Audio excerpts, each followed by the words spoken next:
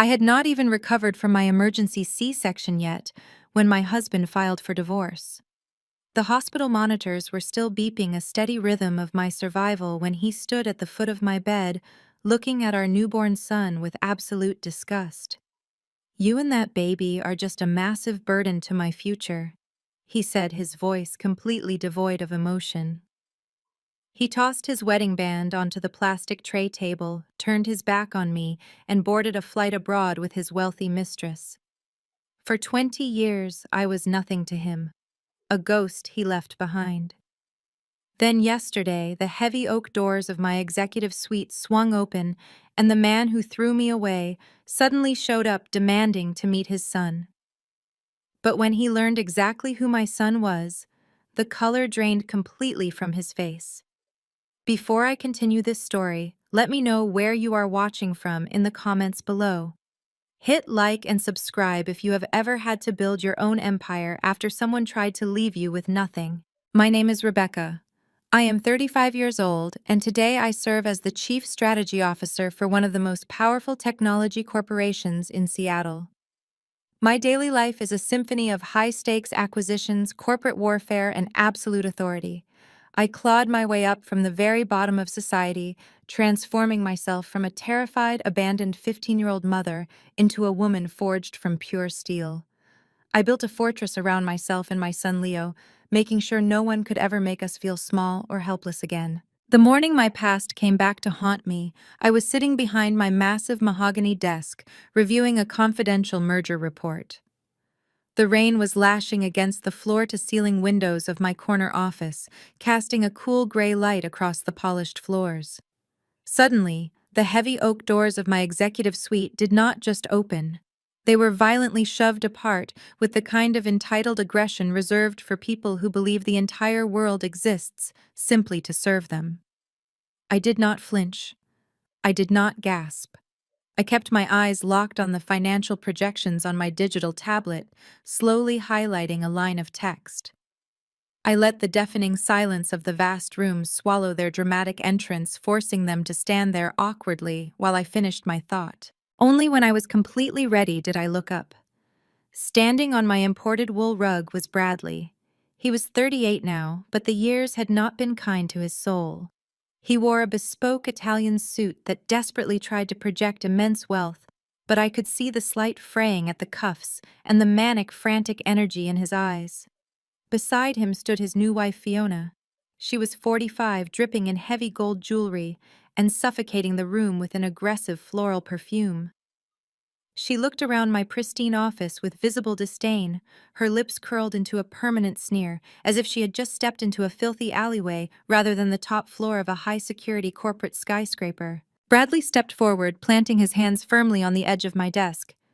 "Rebecca," he said, using that same patronizing, arrogant tone he had perfected when I was just a vulnerable teenager. "Look at you, playing corporate dress-up. We need to talk right now." I leaned back slowly in my leather chair, steepling my fingers together. The sheer audacity of his presence after 2 decades of absolute silence was almost laughable. He had not sent a single dime for child support. He had never called on a birthday.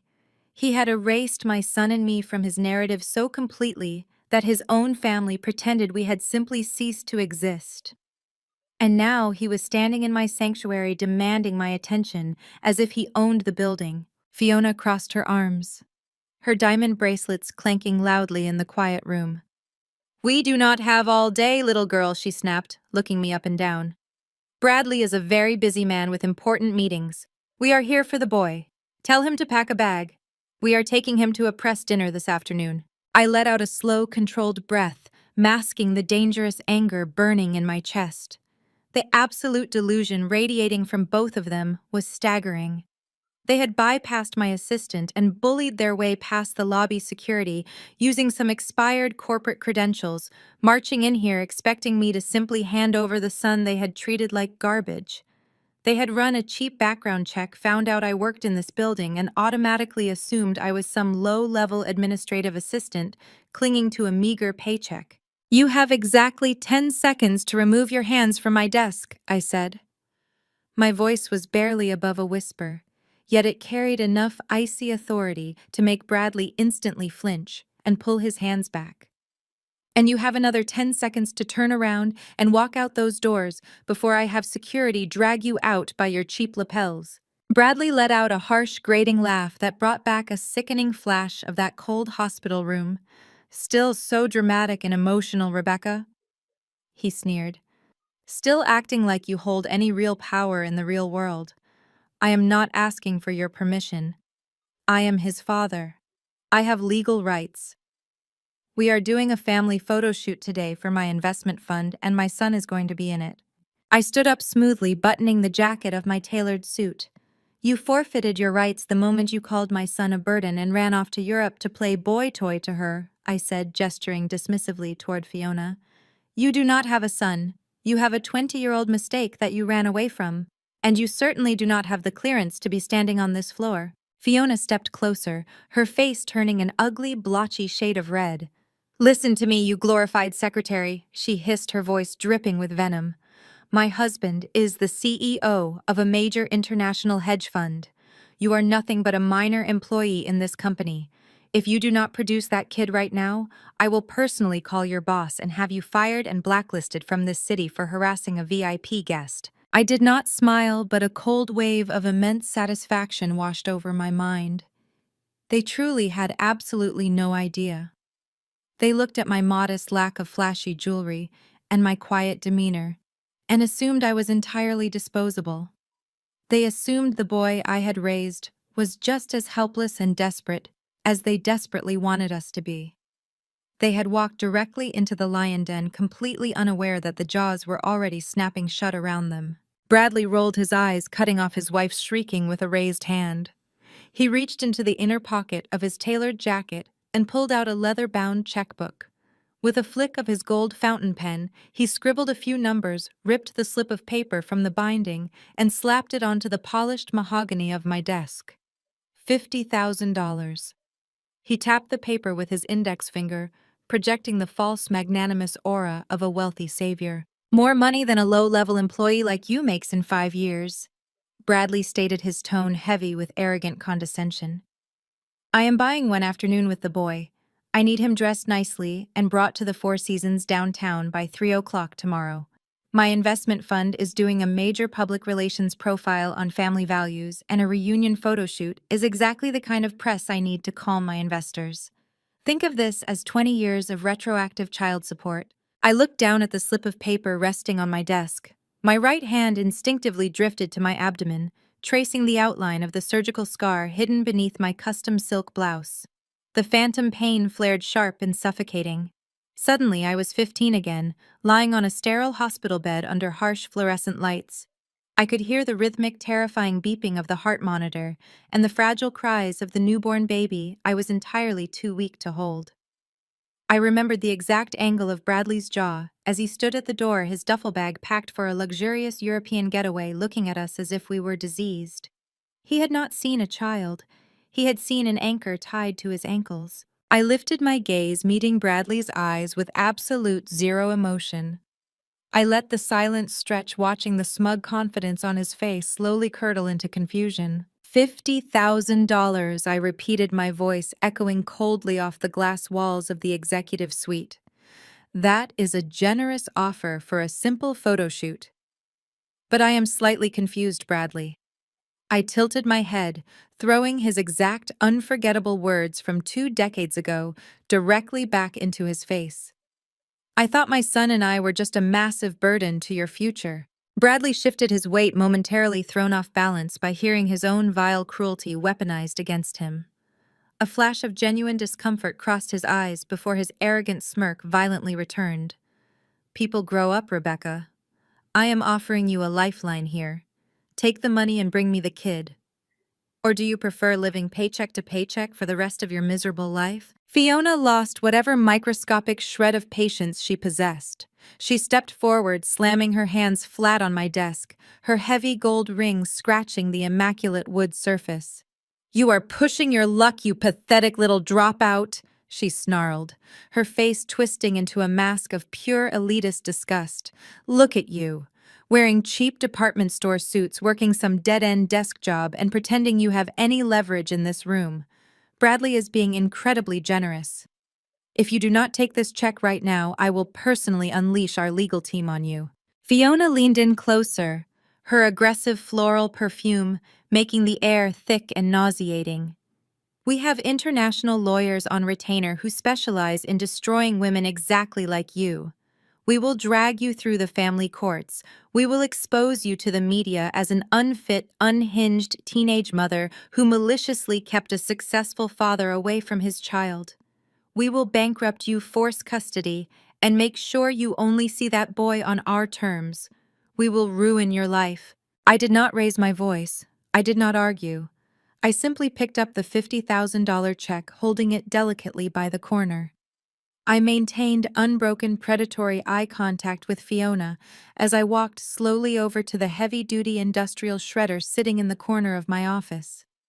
I dropped the check into the slot. The machine roared to life, grinding Bradley's arrogant bribe into meaningless confetti within a matter of seconds. I walked back to my desk and pressed the silver intercom button. Security, we have 2 hostile trespassers in the executive suite. I need them escorted off the premises immediately. Use physical force if they resist. Bradley's face turned a dangerous, explosive shade of crimson. You stupid, arrogant little girl, he began, lunging toward my desk. The heavy oak doors flew open instantly. 4 heavily armed corporate security guards flanked my desk, grabbing Bradley by the shoulders and physically dragging him backward. Fiona shrieked, kicking and thrashing as 2 guards escorted her out by her arms, her expensive heels dragging across the imported rug. You will regret this, Bradley roared down the hallway as the guards forced them toward the private elevator. I will take everything from you. I will crush you. The heavy doors clicked shut, restoring the absolute pristine silence of my office. I stood by my desk, adjusting my cuffs, perfectly calm. The door to my private adjoining conference room quietly swung open. Jamal stepped out, adjusting his crisp designer tie and taking a slow sip from his porcelain coffee cup. Jamal was my former brother-in-law, married to Bradley's older sister, Tara. He was also a fiercely brilliant, highly respected black corporate attorney, and the only member of that entire twisted family who had ever treated me with an ounce of human decency. Over the past 20 years, he had become my most trusted confidant, my fiercest ally, and the chief legal counsel for my son's technology empire. Jamal chuckled, shaking his head as he walked over to the window, watching the rain pour over the towering Seattle skyline. They are completely bleeding out, Rebecca, he said, his deep voice filling the room with calm, strategic authority. Bradley's investment fund is crashing hard. Their stock took a massive dive this morning and his board of directors is panicking. The desperation is rolling off them in waves. I leaned against my desk, crossing my arms. He wants Leo for a photo shoot to project a stable family man image, I noted, piecing together the frantic urgency in Bradley's eyes. Jamal smiled, a razor-sharp, predatory smile. It is worse than that. Much worse. He is drowning in debt, and he thinks your son is just a naive, low-level pawn he can use to save his own life. He has no idea who he just declared war on. Jamal's words hung in the quiet atmosphere of my office, setting the stage for the absolute warfare that was about to unfold. By 6 o'clock the next morning, Bradley executed his retaliation. Knowing he did not possess the financial capital or the corporate leverage to fight me in a boardroom, he resorted to the only currency his family still had left: high society gossip and manipulative public relations. I was sitting at my kitchen island, sipping black coffee, when Jamal forwarded a link to my secure tablet. The headline from a prominent Seattle digital media outlet glared back at me in a bold, aggressive font. It read, "A father denied the tragic secret behind a tech executive's stolen son." I tapped the screen, watching a polished, highly produced video interview begin to play. There sat Bradley wearing a modest, muted sweater designed entirely to make him appear humble and approachable. He was flanked by his mother, Caroline. I had not seen Caroline in 20 years, but she looked exactly the same. She was a woman who weaponized her country club memberships and pearl necklaces to mask a deeply rotten core. She had been the one to actively encourage Bradley to abandon me at the hospital, telling him a teenage bride from a poor neighborhood would ruin his precious pedigree. Now she was on camera dabbing her dry eyes with a monogrammed handkerchief. My son has spent 2 decades searching for his boy, Caroline, lied to the interviewer, her voice trembling with perfect theatrical distress. Rebecca was young, unstable, and deeply troubled. She vanished in the middle of the night and hid my beautiful grandson from us out of pure spite. Bradley has suffered every single day, leaving an empty chair at our holiday table, praying for the moment he could finally embrace his child and give him the life he deserves. The article below the video was a masterclass in character assassination. Bradley had clearly hired a ruthless boutique PR firm to spin a narrative that completely inverted reality. They painted me as a bitter, unhinged teenage mother who had maliciously manipulated the system to keep a loving, desperate father away. The piece conveniently omitted his European escapades with Fiona, his complete lack of child support payments, and the fact that I had lived in the exact same city under my real name for the last 10 years. They were leveraging his status as a hedge fund CEO to make his lies credible to the business community. They painted him as a tragic hero who was just now uncovering the truth, desperately trying to save his son from a mother who lacked the resources and pedigree to raise a young man properly.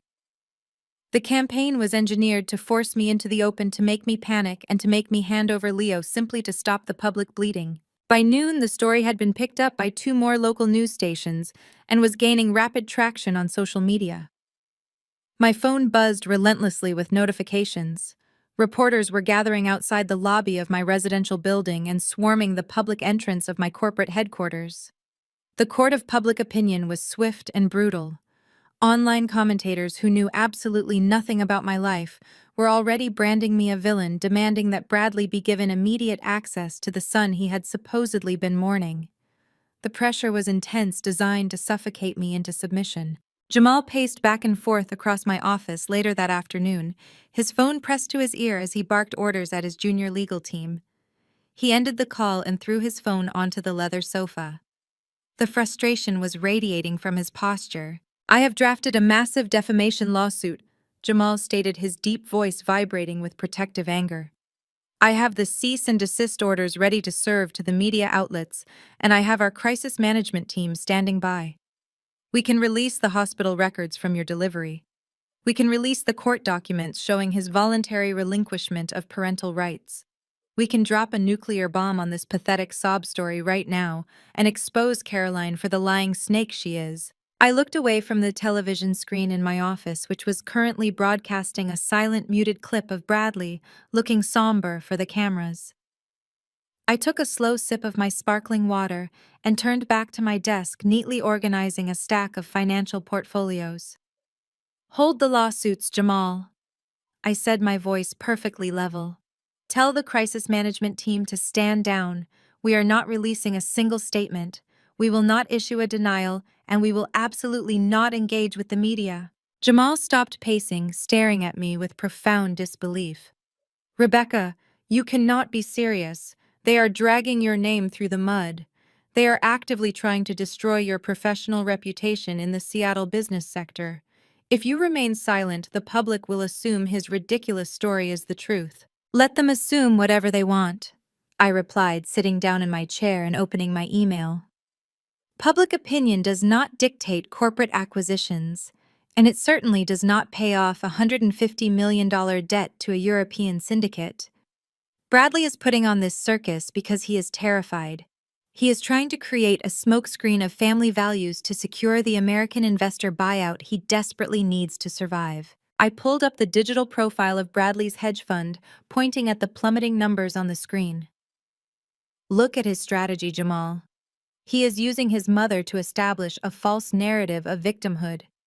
He thinks that by cornering me publicly, I will eventually break under the pressure and deliver Leo to him just to make the cameras go away. He expects me to react like the terrified 15-year-old girl he left crying in a hospital bed." I leaned forward, clasping my hands together. When a desperate animal is running blindly toward a cliff, you do not step in front of them to correct their path. You step aside and let gravity do the work. I want Bradley to put every single one of his lies on the public record. I want Caroline's fake tears broadcast to every investor in this city. I want them to build their entire salvation on this fabricated story. Let them dig their own graves. Jamal slowly lowered himself into the chair opposite my desk, a realization dawning in his eyes as he grasped the sheer ruthlessness of my strategy. If we let them build their entire investor pitch on this lie, he murmured, a slow smile breaking across his face, the crash will be completely unrecoverable when the truth comes out. Exactly, I said, my voice hardening into a blade of pure ice. If we defend ourselves now, we just give them a chance to pivot and change their story. I refuse to play defense. Let them dig their graves on national television. Let them feel victorious. Let them believe they have me backed into a corner. Because when I finally close the trap, I want to make sure they have absolutely nowhere left to run. Rain pounded against the reinforced glass of my penthouse overlooking the Seattle harbor. It was past 2 in the morning, but sleep was a luxury I had discarded the moment Bradley barged into my office. I stood by the window holding a glass of scotch, watching the city lights blur in the downpour. The chime of my private elevator echoed through the quiet condominium. Only 2 people in the world had the biometric clearance to bypass the lobby directly to my floor: my son and Jamal. The elevator doors slid open. Jamal stepped into the foyer, shaking the rain from his dark trench coat. He looked exhausted, the lines around his eyes deepened by hours of relentless corporate espionage, but his posture radiated electric anticipation. He walked straight to my marble kitchen island and dropped a heavy military-grade encrypted tablet onto the surface. The metallic thud felt like a gavel striking a block. "I told you they were bleeding out," Jamal said, shrugging off his coat and loosening his tie. But I underestimated the severity of the wound. Bradley is not just facing a plummeting stock price or a panicked board of directors. He is staring down the barrel of total annihilation. I set my glass down and approached the island. "You cracked his offshore ledgers." Jamal tapped a complex sequence of passcodes into the tablet. The screen flared to life, illuminating the dark kitchen with harsh blue light. Cascading rows of hidden financial transactions, redacted wire transfers, and shell company shell games scrolled across the display. My contacts in Zurich and London finally came through. Jamal explained, his voice low and razor-sharp. "Bradley is running a glorified Ponzi scheme. He has been systematically embezzling from his own clients for the past 5 years to fund Fiona's grotesque spending habits and cover up his catastrophic market losses." I leaned over the tablet, my eyes tracking the massive deficits. "He hollowed out his own foundation. He gutted it completely," Jamal confirmed. "But here is the kill shot. Bradley tried to gamble his way out of the hole by borrowing from the wrong people. He took a massive influx of unregistered capital from a highly illicit European syndicate. These are not bankers, Rebecca. These are the kind of people who do not take executives to court when a debt is unpaid. They take everything. And right now, Bradley owes them exactly $150 million. The sheer scale of his recklessness hung in the cold air between us. Bradley was not a CEO seeking a PR victory.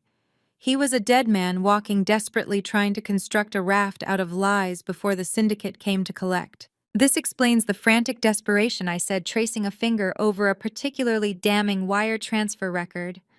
"He does not just want a photo op with Leo to soothe his current investors. He is staging a performance for a specific audience. Who is he trying to secure a buyout from?" Jamal brought up a new file on the screen featuring the logo of a massive, ultra-conservative American investment conglomerate. "Patriot Holdings," Jamal stated. "They have enough liquid capital to acquire Bradley's sinking fund and unknowingly wipe out his syndicate debt in a single stroke. But Patriot Holdings is entirely run by old money traditionalists. They heavily vet the personal lives of the executives they acquire. They despise scandal, they hate playboys, and they have rejected Bradley's proposals twice already because of his flashy, unstable reputation with Fiona." I let out a harsh, humorless laugh as the entire puzzle snapped into perfect clarity. "He needs a rebranding," I said, the disgust rising in the back of my throat. "He cannot sell Patriot Holdings on his financial acumen, so he is trying to sell them a redemption story." Jamal nodded, tapping the screen to bring up the smear campaign video Bradley had released earlier that day. Exactly. He is using this fabricated tragedy to transform his image overnight. He is no longer the reckless playboy who throws away investor money on Italian villas. Now he is the heartbroken, devoted family man who spent 20 years secretly mourning the child stolen from him by an unstable teenage girl. He is banking on the board members of Patriot Holdings, eating up this wholesome traditional family narrative. He brings Leo to the negotiating table, snaps a few photos playing the reunited father, secures the buyout, and uses the American capital to secretly pay off the European syndicate before they break his legs. A terrifying, absolute coldness washed over my entire body. The strategic game of corporate chess was instantly overridden by a vicious, primal maternal instinct. Bradley was not just insulting me in the press. By dragging Leo into his desperate scheme, he was inadvertently shining a massive spotlight on my son, while a ruthless European crime syndicate was actively hunting him down for $150 million. He is using my son as a human shield against a cartel. I stated the words tasting like ash. Jamal met my eyes, his expression dead serious. If Patriot Holdings walks away, the syndicate will tear Bradley apart. And when they realize he has a newly discovered, highly publicized heir, they might look toward Leo to leverage the debt. We cannot just let Bradley fail on his own anymore, Rebecca. We have to actively annihilate him before those people even realize Leo exists. I picked up my glass of scotch and poured it straight down the kitchen sink. The time for sitting back and watching him dig his own grave was officially over. He had crossed the one line I had spent 20 years reinforcing with steel and concrete. He had put my child in the crosshairs of his own monumental failures. I looked at the encrypted tablet, a lethal counteroffensive already forming in my mind. "You are right," I said, my voice dropping to a dangerous, steady calm. "We are not going to let him just fall. We are going to rip the ground out from under him so completely that he never breathes a free breath again. What is his next move? Where is he planning to parade my son for these investors?" Jamal pulled up a calendar schedule intercepted from Bradley's executive assistant. He is hosting the board members of Patriot Holdings at an exclusive gala at the Grand Hotel this Saturday. He issued a legal demand through his lawyers tonight. He is threatening to use every dirty loophole in the system to freeze your accounts and drag you through endless public litigation if you do not deliver Leo to that dinner. I stared at the glowing screen, a predatory focus locking into place. "He wants a family reunion," I whispered. "We will give him exactly what he asked for, but we are not going in defenseless." I turned to Jamal. "Call Leo. Tell him to get a secure line ready. It is time he learns exactly how his father operates. We are going to that dinner and we are going to tear his little redemption story to absolute pieces." Jamal tapped a command into his secure tablet, bypassing standard cellular networks and routing the call through a heavily encrypted proxy server. The screen flashed solid green. A few seconds later, the crisp, distortion-free audio of my son filled the dark kitchen. "I am here," Leo said. His voice was calm, analytical, and entirely devoid of panic. At 20 years old, he possessed a chilling degree of focus that mirrored my own. "Your father has made his move," I stated, resting my hands flat against the cold marble counter. "He is drowning in $150 million of illicit debt. He wants to parade you in front of his prospective American buyers this weekend to secure a bailout. He also sent a legal threat tonight to freeze my assets if we do not comply." A soft, abrasive scoff echoed over the speaker. "He thinks he can freeze your accounts. He is using a standard corporate litigation tactic against a ghost. My security protocols on your financials are military grade. His lawyers will hit a firewall that will fry their firm's servers if they try to ping your routing numbers." "I know," I replied, a sudden surge of fierce maternal pride warming the ice in my veins. "But we are not going to block his access. We are going to walk right into his trap."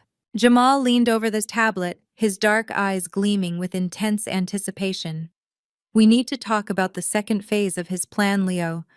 Bradley is not just trying to sell Patriot Holdings on a wholesome family image. A redemption story is nice, but it does not justify a nine-figure bailout in the corporate world. He needs to offer them a crown jewel to sweeten the deal. And I just found out what that jewel is. Jamal swiped a heavily redacted file onto the main screen.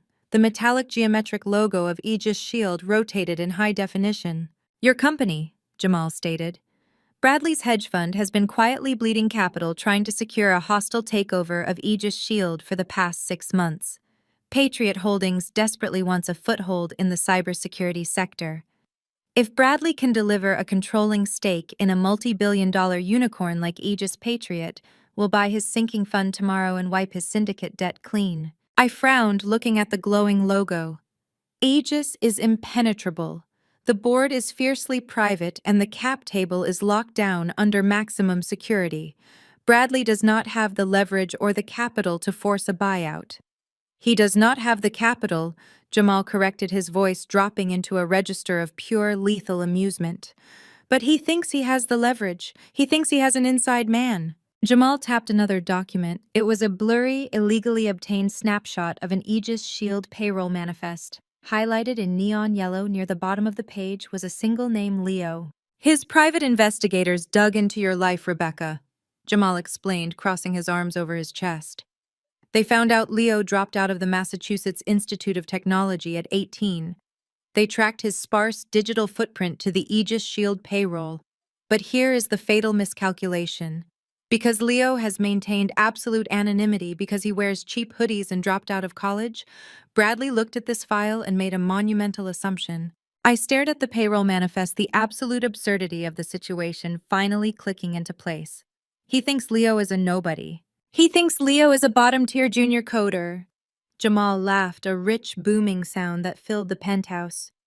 Or worse, a glorified intern fetching coffee in the server room. Bradley is a classist snob. He looks at a 20-year-old college dropout raised by a single mother and sees a desperate, struggling kid. He has completely blinded himself to any other possibility. Over the speaker, Leo let out a cold, sharp breath. He wants to use me as a Trojan horse. Exactly, Jamal said, leaning closer to the microphone. Bradley plans to corner you at this gala. He is going to play the benevolent, wealthy savior. He will offer to pay off your supposed student debt. He will offer to fund your return to college. He will wave his expensive watch and his tailored suit in your face, expecting you to be dazzled by his wealth. And in exchange, Leo asked, his tone dropping to a dangerous, predatory whisper. In exchange, he will ask for a tiny, insignificant favor. I answered, anticipating the exact brand of corporate slime Bradley would employ.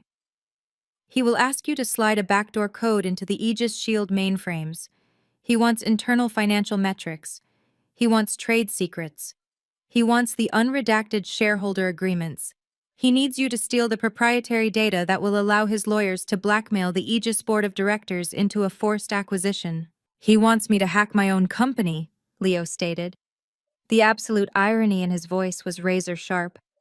He wants the founder and chief executive officer of Aegis Shield to steal his own intellectual property and hand it over for the price of college tuition.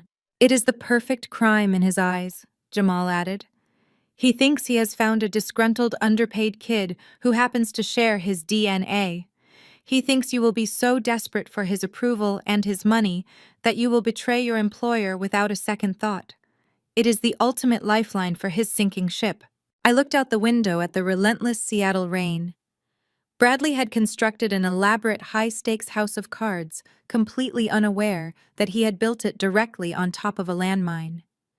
He had spent his entire life measuring people by their designer labels and their pedigree. His arrogance had created a blind spot so massive it was going to swallow him whole. Leo, I said, turning back to the tablet. Bradley is going to demand your presence at this dinner. He expects a terrified, impressionable boy to walk through those hotel doors. Then that is exactly who he will get, Leo replied instantly. The ruthless intelligence in his response mirrored my own. I will wear my oldest sneakers. I will look properly intimidated by the chandeliers and the caviar. Let him offer his bribe. Let him outline his entire corporate espionage strategy. I want to hear him beg. He will not just beg, Jamal warned, his lawyer instincts taking over. If you hesitate, he will threaten you. He will threaten to ruin your career. He will threaten to have you fired from Aegis. He will use every psychological tactic in his arsenal to make you feel utterly powerless. Good, Leo said. Let him put the threats on the record. Ensure your recording device is fully charged, Mom. We are going to let him dig all the way to the bottom of the earth. I smiled, a genuine, terrifying smile that did not reach my eyes. The trap was set. The bait was in place. Bradley thought he was walking into a grand redemption story, ready to use his estranged son as a stepping stone to corporate salvation. He had absolutely no idea he was walking into a slaughterhouse. Get some sleep, Leo, I instructed, my voice ringing with absolute unyielding authority. We have a gala to attend this weekend, and it is time to show your father exactly what happens when you underestimate the people you threw away. The line clicked dead. Jamal and I exchanged a long, silent look across the kitchen island. The war had officially begun, and we held the nuclear codes. The following morning brought a crisp, bitter chill to the Seattle air, perfectly matching the corporate warfare that was rapidly escalating. I arrived at my executive suite precisely at 7 o'clock. Waiting for me at the reception desk was a nervous-looking process server holding a thick, heavy manila envelope. I signed for the package without a word, carrying it into my office just as Jamal arrived with 2 cups of black coffee. We spread the documents across my mahogany desk. It was a masterclass in dirty, aggressive legal intimidation. Bradley had hired a bottom-feeder law firm known for unethical tactics, the kind of lawyers who relied entirely on bullying people who lacked the resources to fight back. The first page was a harsh cease and desist order, demanding I immediately stop my malicious alienation of his supposed parental rights. The document was filled with empty threats and fabricated claims designed entirely to incite panic. But the second page was where Bradley tried to bare his teeth. His lawyers had managed to track down my personal checking accounts. They were the visible, highly modest accounts I used to pay for basic groceries, minor utilities, and daily coffee.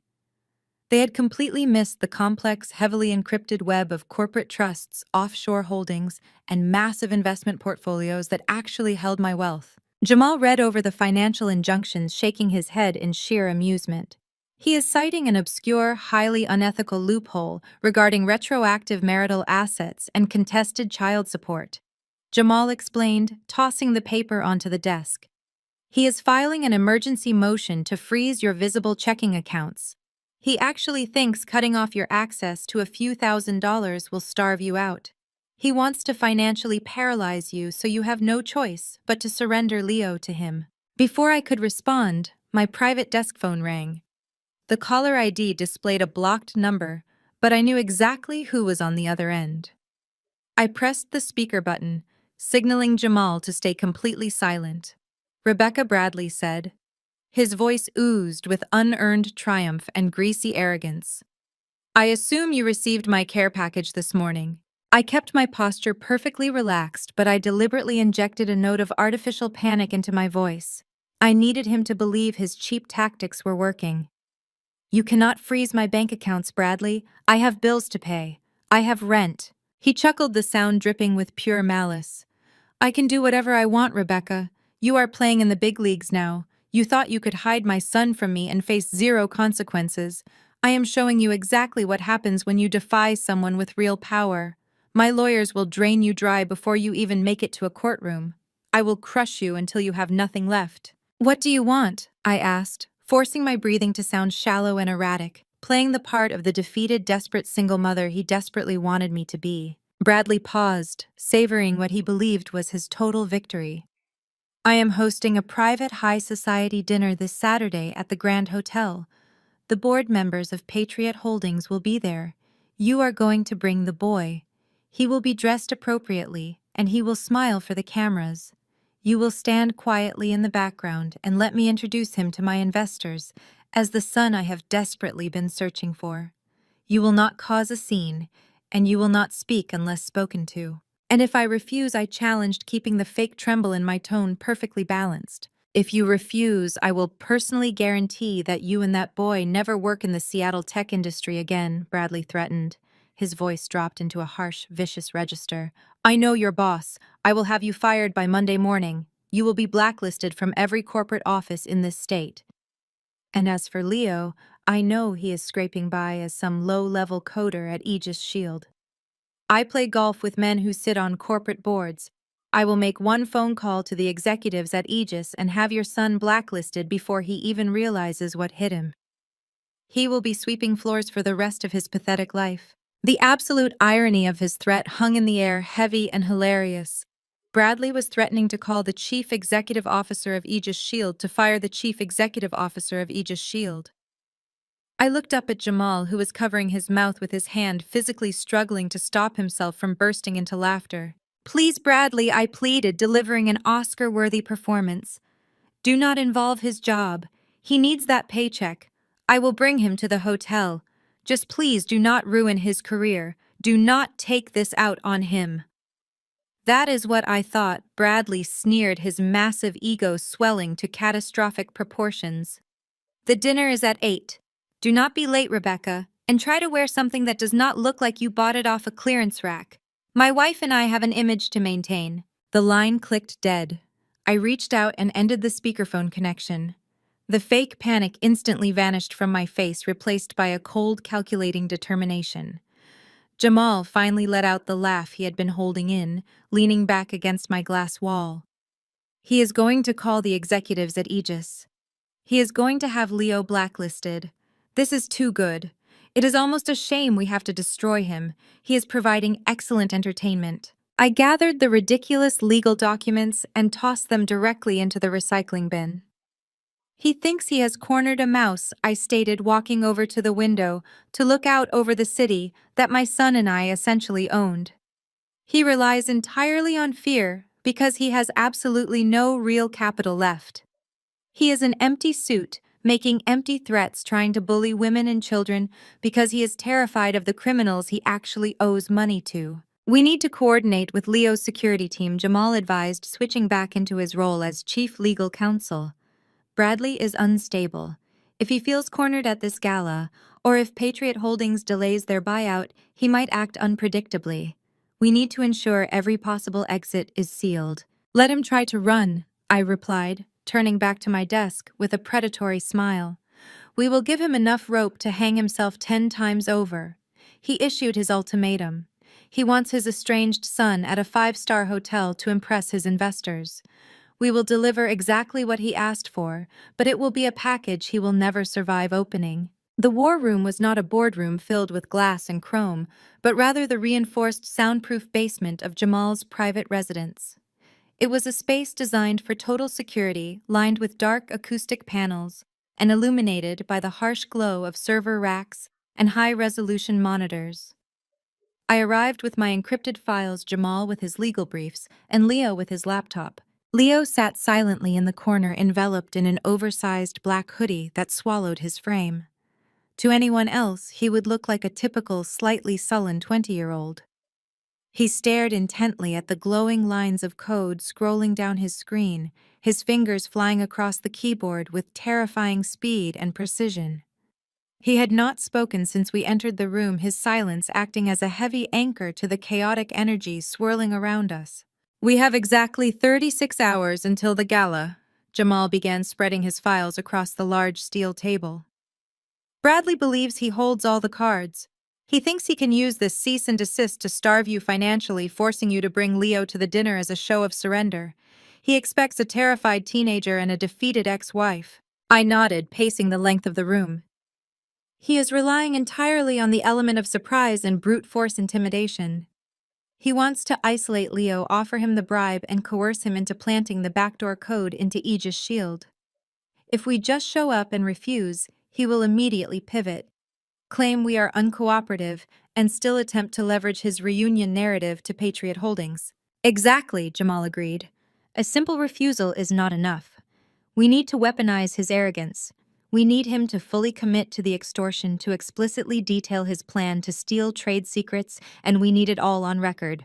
If we can capture his confession, his entire acquisition deal with Patriot Holdings evaporates, and the European syndicate will tear him apart." Leo stopped typing. He pushed his hood back slightly, revealing sharp, intelligent eyes that perfectly mirrored my own cold determination. He wants me to wear a wire. No, I corrected sharply, turning to face my son. A wire is too risky. If his security team sweeps you and finds a physical device, he will immediately shut down the conversation and claim entrapment. We need something seamless, something that relies on his own hubris. I walked over to the table and picked up a specialized discrete recording device Jamal had procured. It was designed to look like a standard high-end lapel pin, the kind a wealthy executive might wear. I will wear this. I will be in the room but invisible. Bradley thinks I am a low-level employee. He will not consider me a threat, and he certainly will not expect me to be the one gathering the evidence. Jamal frowned, a flicker of concern crossing his face. Rebecca, if you wear that and he catches you, he will not just verbally attack you. He is desperate, and desperate men are dangerous. If he realizes you are recording him trying to orchestrate corporate espionage, he might physically lash out. Let him, I said, my voice devoid of fear. If he lays a hand on me, it only adds assault to the extortion charges. But he won't. He is too obsessed with maintaining his image in front of Patriot Holdings. He needs this gala to go perfectly. He will try to isolate Leo, and I will ensure I am positioned close enough to capture every word. Leo leaned forward, resting his elbows on his knees. So I play the part of the intimidated kid. I let him dangle the money, let him explain how he plans to save me from my dead-end job at Aegis. He let out a dark, humorless chuckle. I can do that. I will let him feel like the smartest man in the room. He will use psychological tactics, Leo, Jamal warned, pacing near the server racks. He will try to belittle your current position. He will tell you that Aegis Shield does not value you, that you are just a replaceable cog in their machine. He will use your lack of a college degree against you, offering to fix your life if you just do this one small favor. I understand, Leo replied, his tone chillingly flat. I know exactly how to play him. I will let him outline the entire process, how to bypass the firewalls, what specific financial metrics he needs to force the buyout. I will ask clarifying questions to ensure he explicitly incriminates himself. I walked over and placed a hand on Leo's shoulder. This is not just about surviving his threats, Leo. This is about dismantling the man who thought we were nothing. We are going to let him build his gallows, and we are going to hand him the rope. Jamal pulled up the layout of the Grand Hotel's VIP lounge on the main monitor. The VIP lounge is adjacent to the main ballroom. Bradley has it reserved for private conversations. He will likely pull Leo in there while the Patriot Holdings board members are mingling outside. Rebecca, you need to find a way to remain in that lounge without arousing suspicion. I will handle it, I said, studying the floor plan. He expects me to be the quiet, subservient ex-wife hovering in the background. I will blend in perfectly. The three of us stood in silence for a moment, the weight of the impending confrontation settling over the room. We were not just planning to thwart an extortion attempt. We were orchestrating the complete and total destruction of a man who had built his life on cruelty and deception. The trap was set, the roles were assigned, and Bradley was walking blindly into a scenario from which he would never recover. 36 hours, Leo murmured, pulling his hood back over his head. Let the countdown begin. The Grand Hotel was a monument to Seattle's old money, an imposing structure of dark stone and polished brass that overlooked the harbor. The ballroom level was awash in the warm golden light of crystal chandeliers, the air thick with the murmur of discreet wealth and the scent of expensive catering. I stepped off the main elevator, my posture perfectly rigid, my face an impenetrable mask of submission. I was wearing a simple, understated gray dress, a deliberate choice designed to make me appear exactly as Bradley and Fiona expected, unremarkable, out of place, and intimidated by my surroundings. Leo walked beside me, his head slightly bowed, his hands shoved deep into the pockets of a faded black hoodie. He played the part of the reluctant, sullen 20-year-old beautifully. We had arrived precisely at 7:45, 15 minutes before Bradley's grand dinner was scheduled to begin. We barely made it past the velvet ropes of the VIP lounge before Fiona intercepted us. She materialized from the crowd of early arrivals, like a shark sensing blood in the water. She wore a stunning emerald green evening gown that clung tightly to her frame, her neck heavy with a diamond necklace that likely cost more than the average American home. Fiona stopped directly in front of me, her gaze sweeping slowly from the sensible heels of my shoes to the modest neckline of my dress. A harsh, delighted laugh escaped her painted lips. "I see you took the dress code as a mere suggestion." Fiona sneered, her voice carrying just enough volume to turn the heads of a few passing investors. "You look like you are dressed for a parent-teacher conference in the suburbs, not an exclusive gala. Did you seriously think we were going to let you sit at the table looking like that?" I kept my eyes lowered, maintaining my subservient facade. "Bradley told me I had to be here," I said, allowing my voice to tremble slightly. "He said I had to bring Leo." Fiona looked past me to my son, a look of pure predatory satisfaction crossing her features. "Yes, the boy is required. You, however, are a massive liability. Bradley needs this dinner to be absolutely perfect. He is pitching a 9-figure acquisition to the board of Patriot Holdings, and the absolute last thing he needs is his pathetic, dumpy ex-wife sitting at the table reminding everyone of the trash he left behind." She stepped closer, invading my personal space. The scent of her aggressive floral perfume was suffocating. "I told Bradley to have you wait in the lobby," she hissed, her diamond earrings catching the chandelier light. "But he insisted on keeping you close just to ensure the boy behaves. So we came up with a compromise." Fiona snapped her manicured fingers. A young, anxious-looking catering manager rushed forward carrying a starched white apron and a black uniform vest. "If you want to stay in this room and chaperone your son, you are going to blend in with the help," Fiona commanded, snatching the apron from the manager and shoving it hard against my chest. "Put this on. You will not sit at the table. You will not speak to the guests. You will stand in the corner and pour water. If you drop a single glass, or if you say one word that embarrasses my husband, I will have security throw you out, and Bradley will make good on his threat to destroy this boy's future." I looked down at the stark white apron in my hands. The sheer, overwhelming arrogance of the woman was breathtaking. She genuinely believed she had reduced me to a servant. She thought she was humiliating me, breaking my spirit in front of Seattle's elite.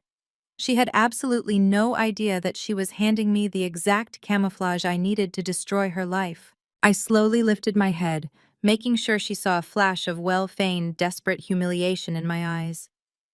"I will do it," I whispered, playing the broken woman perfectly. "Just please do not let Bradley ruin Leo's job. He works so hard."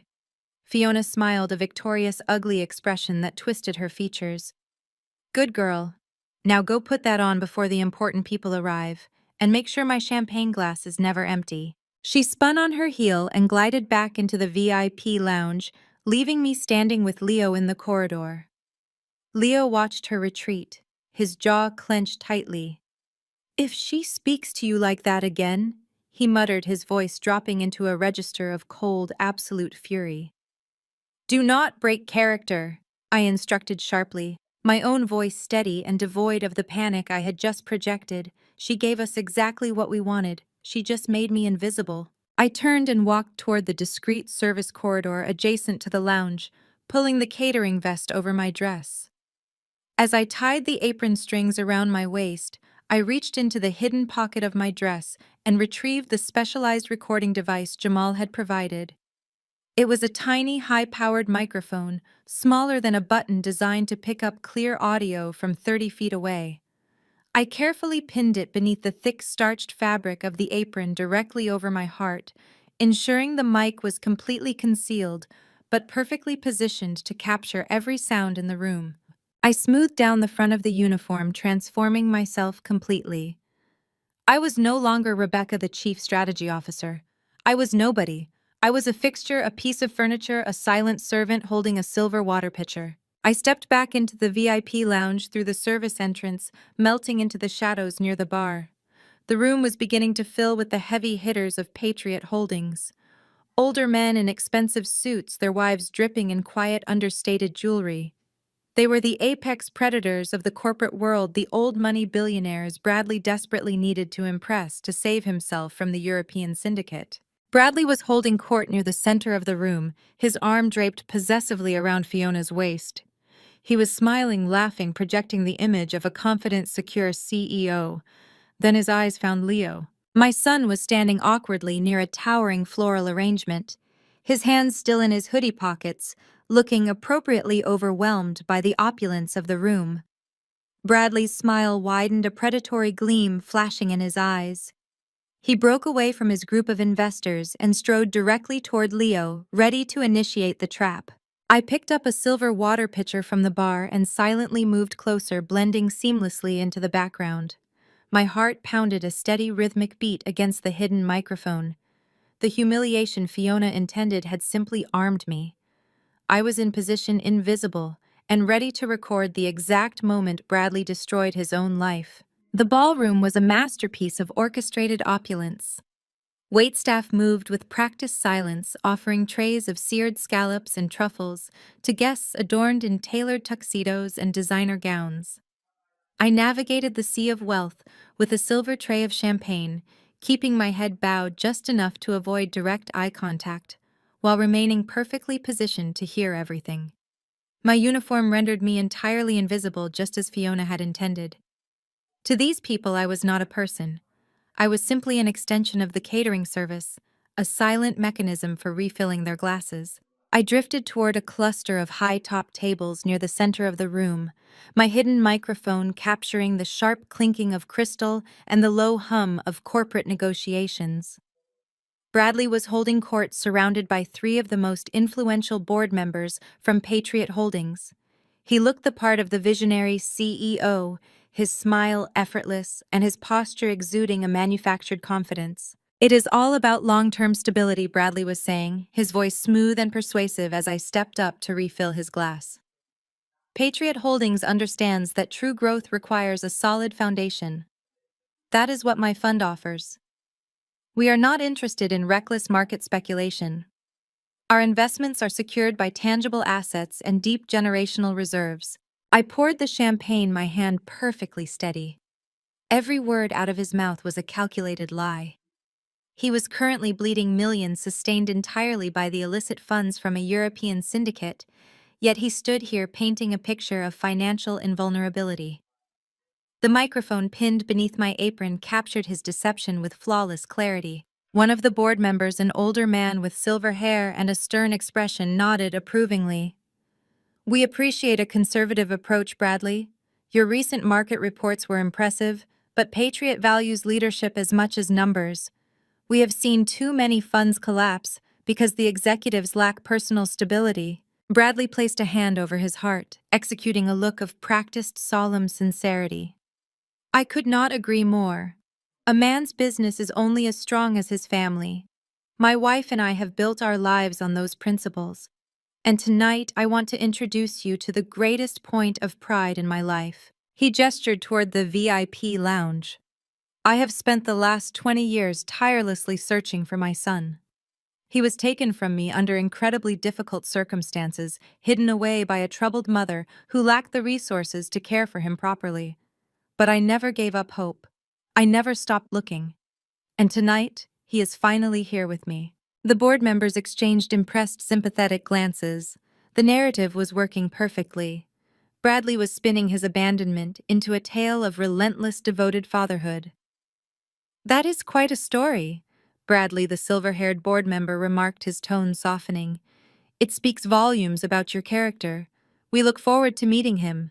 I stepped away, blending back into the crowd, my chest tight with a cold, controlled fury. The audacity to use the trauma he inflicted upon us as a marketing tool was staggering, but it was exactly what Jamal and I had anticipated.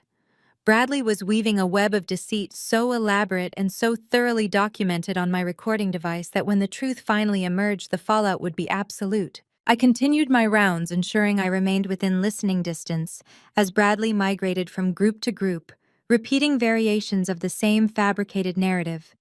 He spoke of his vast offshore wealth, deliberately misleading the investors about his liquidity.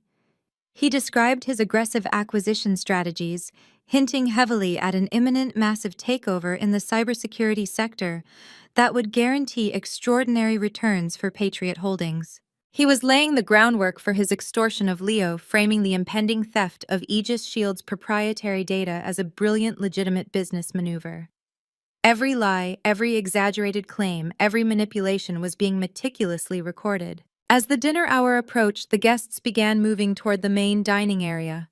The VIP lounge gradually emptied save for a few stragglers. I positioned myself near the entrance to the lounge, holding a fresh pitcher of ice water, waiting for the inevitable.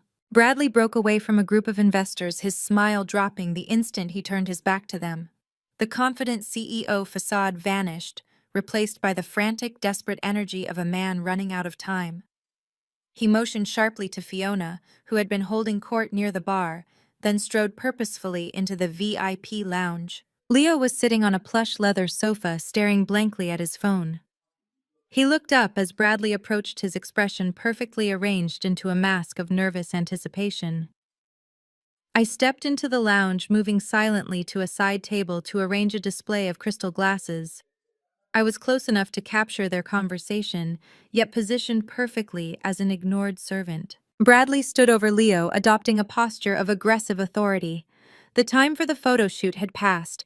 Now came the real reason he had forced his son to this gala. He leaned down, placing both hands on the glass coffee table, cornering Leo. "Listen to me very carefully," Bradley began, his voice dropping into a harsh, commanding whisper. "The people out there are about to hand me the capital I need to secure our family's future. I have painted a very specific picture of you tonight, and you are going to help me complete it." Leo looked up, his voice appropriately small and hesitant. "I am just a junior coder. I do not know anything about your business." "You do not need to know my business," Bradley snapped, his patience evaporating. "You need to know yours. Aegis Shield is a fortress and I need the keys. I know you have access to their lower-level server architecture. You are going to go into work on Monday and you are going to install a backdoor routing sequence." I kept my back turned, my hands moving rhythmically over the glasses, while the microphone recorded the exact moment Bradley crossed the line from corporate deception into criminal extortion. The trap had officially snapped shut.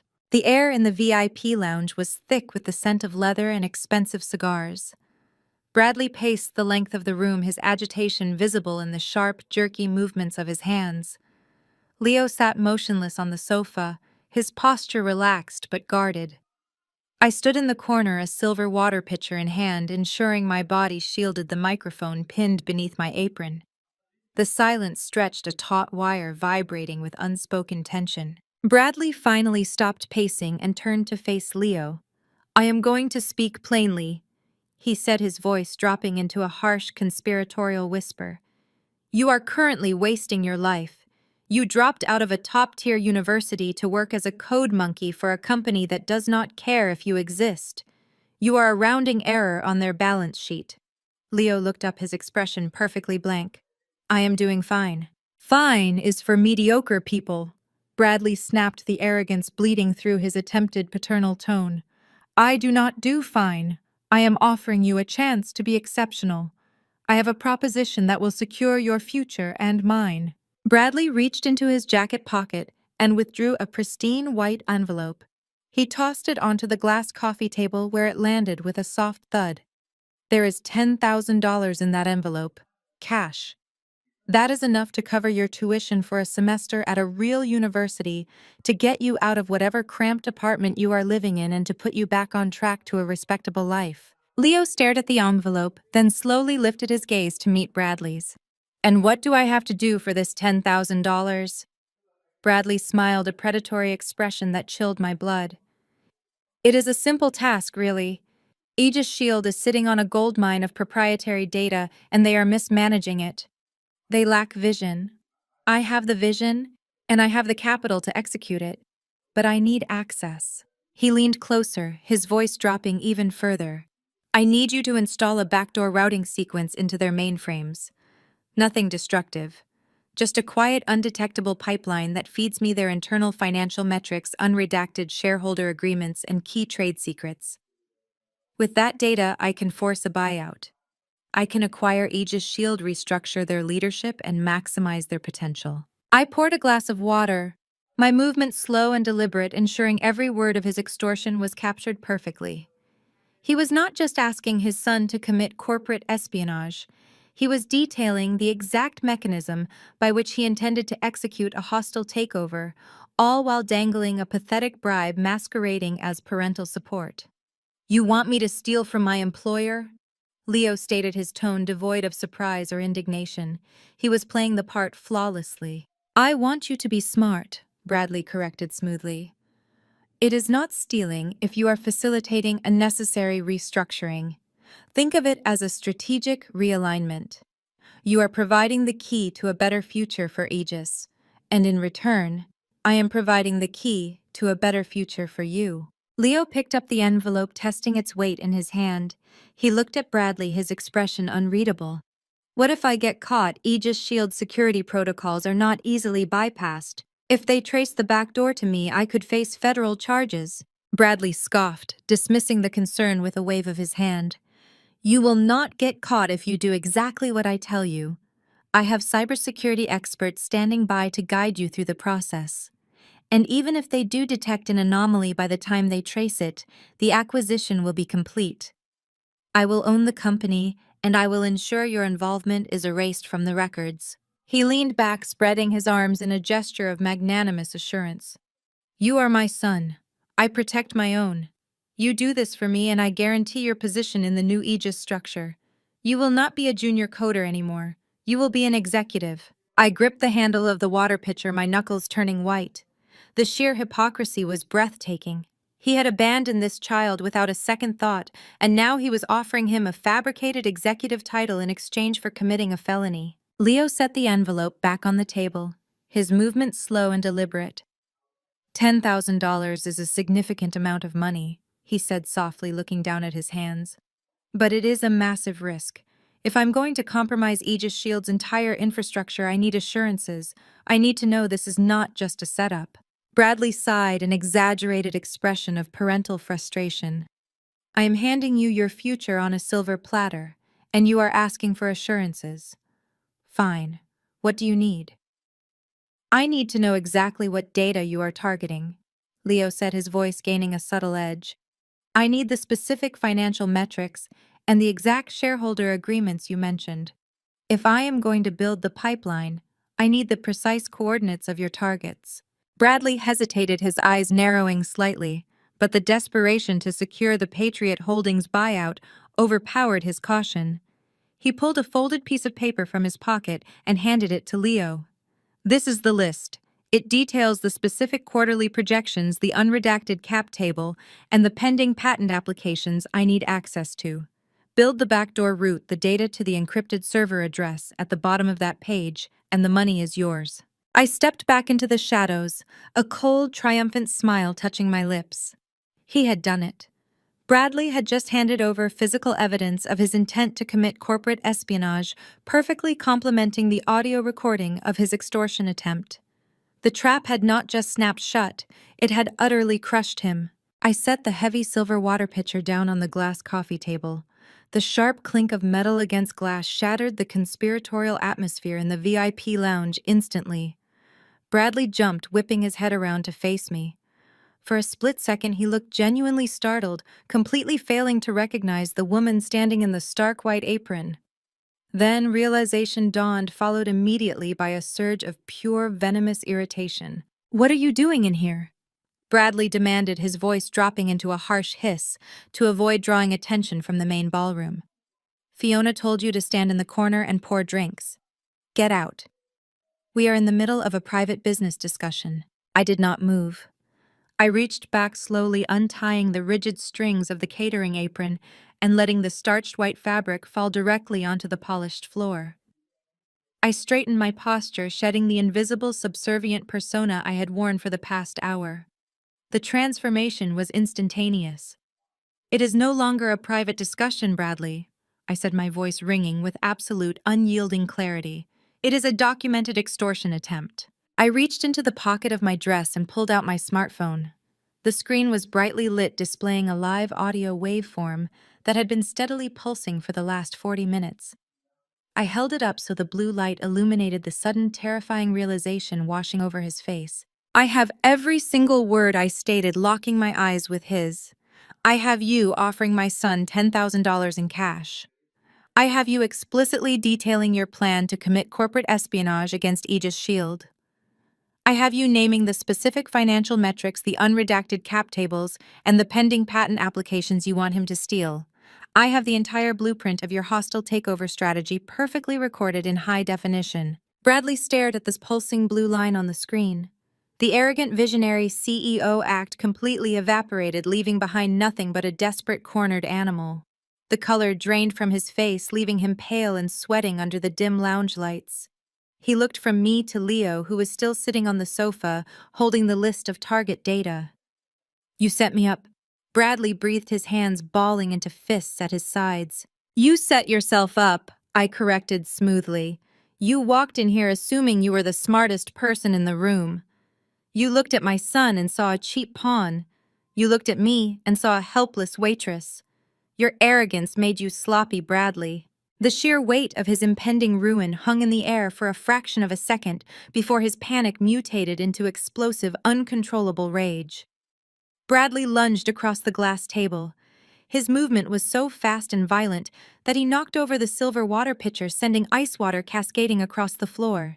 Before I could step back, his hand lashed out, striking my wrist with brutal force. The impact sent my phone flying through the air. It hit the marble pillar near the bar with a sickening crack before dropping to the floor. Bradley did not stop there.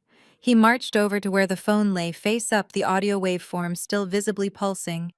He raised his custom Italian leather shoe and brought his heel down on the screen. The glass shattered with a sharp crunch. He stomped on it again and again, twisting his heel into the delicate circuitry until the screen went entirely black, and the phone was nothing more than a mangled pile of plastic metal and shattered glass. He stood over the destroyed device chest, heaving his expensive suit jacket slightly askew. He stared at the broken pieces for a moment, and then a low, grating laugh erupted from his chest. The laugh grew louder, echoing off the mahogany walls of the VIP lounge. He ran a hand through his perfectly styled hair, his confidence snapping violently back into place. You really thought you had me, did you not? Bradley mocked, turning back to face me with a look of absolute terrifying superiority. You really thought a pathetic little dropout in a catering uniform could outsmart a chief executive officer? You think recording a conversation changes the power dynamic in this room? He stepped closer, invading my personal space just as Fiona had done earlier. He pointed a finger directly at my face. I am Bradley. I manage billions of dollars. I dine with politicians and board members who control this city. And who are you, Rebecca? You are a nobody. You are a waitress playing spy games with a cheap smartphone. He kicked a piece of the shattered screen across the floor. Without that phone, you have absolutely zero proof. It is your word against mine. And who do you think the authorities are going to believe? A highly respected hedge fund manager with a team of corporate lawyers, or a bitter, unstable ex-wife who has spent 20 years holding a grudge? Leo stood up from the sofa, finally breaking his silence. You just destroyed her property. You assaulted her. Bradley turned his derisive sneer toward his son. Assault. I tripped. The phone fell. It was an accident. And you are going to back up exactly what I say, Leo, because if you do not, I will make good on every single threat I made tonight. You are nothing but a bottom-tier coder fetching coffee and writing useless scripts for a company that does not even know your name. I am offering you the world, and you let your mother drag you down into her pathetic, small-minded games. Bradley stepped toward the door, straightening his tie and shooting his cuffs to ensure his gold cufflinks caught the light perfectly. He had completely convinced himself that he had won. He believed he had neutralized the threat through sheer physical intimidation and corporate leverage. You have until Monday morning to deliver that backdoor code, Bradley ordered, his voice returning to that smooth, authoritative tone he used to charm his investors. If you try to pull another stunt like this, I will not just ruin your careers. I will call the executives at Aegis Shield. I will have you fired by Monday morning. I will bury you both so deep under legal fees and public scandals that you will beg me for a job serving coffee. He gave the shattered remains of my phone one last dismissive look. Clean up this mess, Rebecca. Try to act like a professional for the rest of the evening. Bradley turned on his heel and strode out of the VIP lounge, re-entering the main ballroom, to rejoin the board members of Patriot Holdings, a victorious smile already plastered back onto his face. Leo watched him go, his jaw locked tight. He looked down at the broken pieces of plastic and glass scattered across the floor, then looked up at me. His eyes were blazing with a quiet, lethal intensity. I did not flinch. I did not panic. I simply reached down to the hem of my dress, reaching beneath the fabric to the tiny, high-powered microphone still perfectly pinned over my heart. I tapped the small, unblinking green light indicating the recording was still actively transmitting. He thought he had destroyed the evidence. He had absolutely no idea he had just added physical aggression and destruction of property to his growing list of federal crimes, and Jamal already had every single second saved securely on a remote cloud server. Monday morning arrived in Seattle with a sharp, biting clarity. The torrential rain from the weekend had finally scrubbed the city clean, leaving the towering glass skyscrapers gleaming like sharpened blades against the pale, cloudless sky.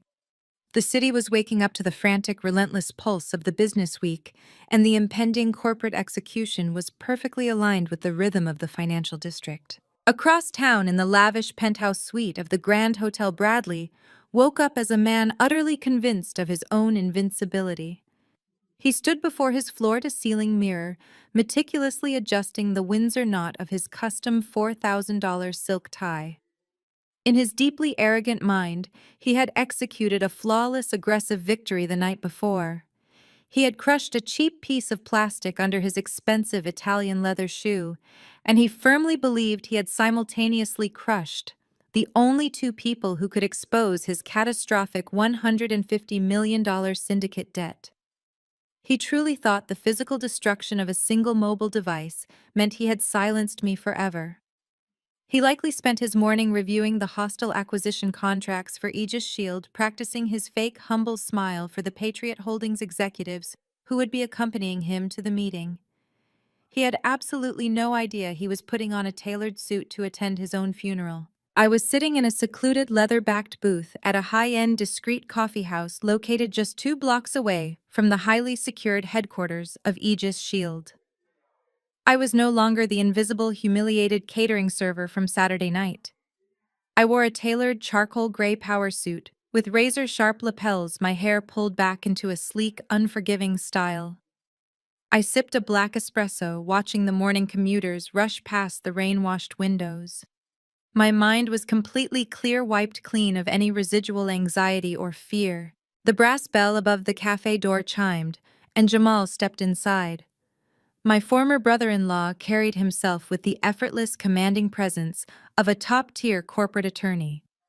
He wore a midnight blue suit that perfectly complemented his dark skin, his heavy leather briefcase gripped firmly in one hand. He scanned the bustling room, his sharp eyes locking onto my booth, and he walked over with a calm, predatory grace. He sat down opposite me and placed a pristine, sealed black box directly on the center of the wooden table. "Good morning, Rebecca," Jamal said, his deep voice radiating a quiet, lethal satisfaction. He tapped the black box with his index finger. "I brought you a replacement for the casualty of war from Saturday night." I slid the box across the table and broke the factory seal. Inside rested a brand new top-of-the-line smartphone already configured to my exact security specifications. I powered the device on the screen, glowing brightly in the dim light of the cafe. Jamal leaned forward, resting his forearms on the table to keep his voice low. "When Bradley threw his little temper tantrum and smashed your decoy phone, he assumed the data lived locally on the hard drive. He is an outdated relic who does not understand modern cloud architecture, and he certainly does not understand military-grade encryption protocols. The microphone you wore under your catering apron was transmitting a live continuous feed directly to my secure offshore servers. The phone he destroyed was just a dummy relay station. His aggressive little stomping routine accomplished absolutely nothing except adding a destruction of property charge to his rap sheet." I tapped a secure application on the new home screen. A clean, pulsing audio file loaded instantly. I pressed play, keeping the volume low enough that only Jamal and I could hear. Bradley's harsh, arrogant voice leaked from the speaker with terrifying, crystal-clear perfection. "I need you to install a backdoor routing sequence into their mainframes.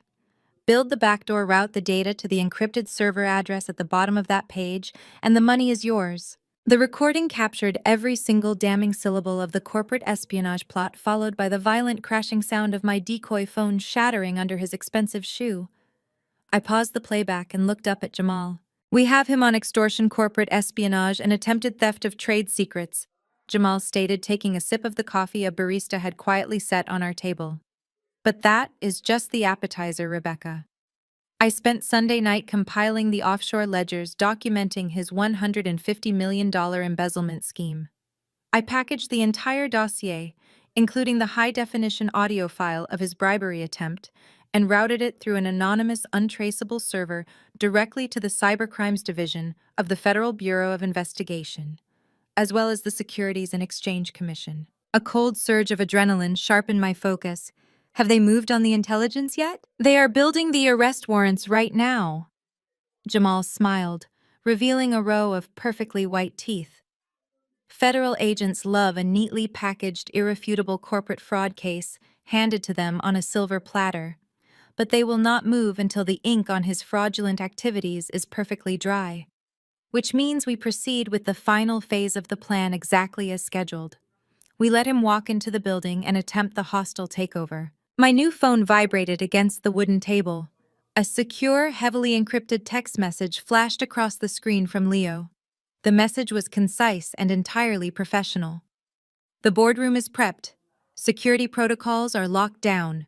The targets are currently in transit." I showed the illuminated screen to Jamal.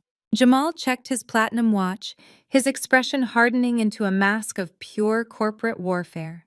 Bradley and Fiona are currently in a black luxury SUV with the senior board members of Patriot Holdings. They think they are walking into Aegis Shield to force a multi-billion-dollar acquisition and save their miserable lives. They think they are going to demand that an invisible junior coder named Leo hand over the keys to the kingdom. I picked up the new phone and slipped it into the inner breast pocket of my charcoal suit. I stood up, dropping a crisp $50 bill onto the table to cover the coffees. The calm, quiet atmosphere of the morning was officially over. The meticulous preparation was complete, the digital evidence was secured, and the execution phase had finally arrived. Bradley had spent 20 years believing that wealth and cruelty made him untouchable. He had abandoned a teenager in a hospital bed because he deemed her and her newborn child a useless burden. He had mocked my clothes, insulted my intelligence, and threatened to destroy the very son he threw away. He believed his tailored suits and loud voice could manipulate reality. He had no idea that true power does not shout in crowded VIP lounges. True power operates in absolute silence. True power owns the building he is about to walk into. Jamal stood up beside me, fastening the single button of his suit jacket. "Are you ready to introduce the Chief Executive Officer of Aegis Shield to his new investors?" "Rebecca," I looked out the cafe window toward the towering, impenetrable glass structure of my son's corporate headquarters. "Let us go. Welcome them to the slaughterhouse," I replied. The gleaming facade of Aegis Shield stood as a dark, impenetrable monolith in the heart of downtown Seattle. The building was a masterpiece of modern architecture, constructed entirely of black reinforced glass and brushed titanium. It did not invite casual visitors. It projected an aura of absolute terrifying security, rising into the rain-washed sky like a fortress guarding the digital secrets of the entire global economy. This was the empire my son had built from a single laptop in a cramped bedroom, and today it would serve as the execution block for the man who threw him away. A fleet of 3 matte black luxury SUVs pulled smoothly into the private semicircular driveway at the front entrance of the headquarters. The heavy doors swung open, and Bradley stepped out onto the pristine pavement. He paused for a moment, adjusting the lapels of his custom-tailored suit, tilting his chin upward to gaze at the towering skyscraper. To anyone watching, he looked like a conquering king, preparing to plant his flag on newly claimed territory. In his deeply delusional mind, he had already won. He firmly believed the building towering above him was just another asset waiting to be stripped, sold, and manipulated to erase his massive syndicate debt. Fiona slid out of the second vehicle, shivering theatrically in the crisp morning air. She pulled a heavy designer trench coat tighter around her shoulders, her face twisting into an expression of immediate displeasure. She hated Seattle, she hated the weather, and she clearly hated the fact that she had to be awake and functioning before 10 in the morning. Behind her emerged Bradley's mother, Caroline.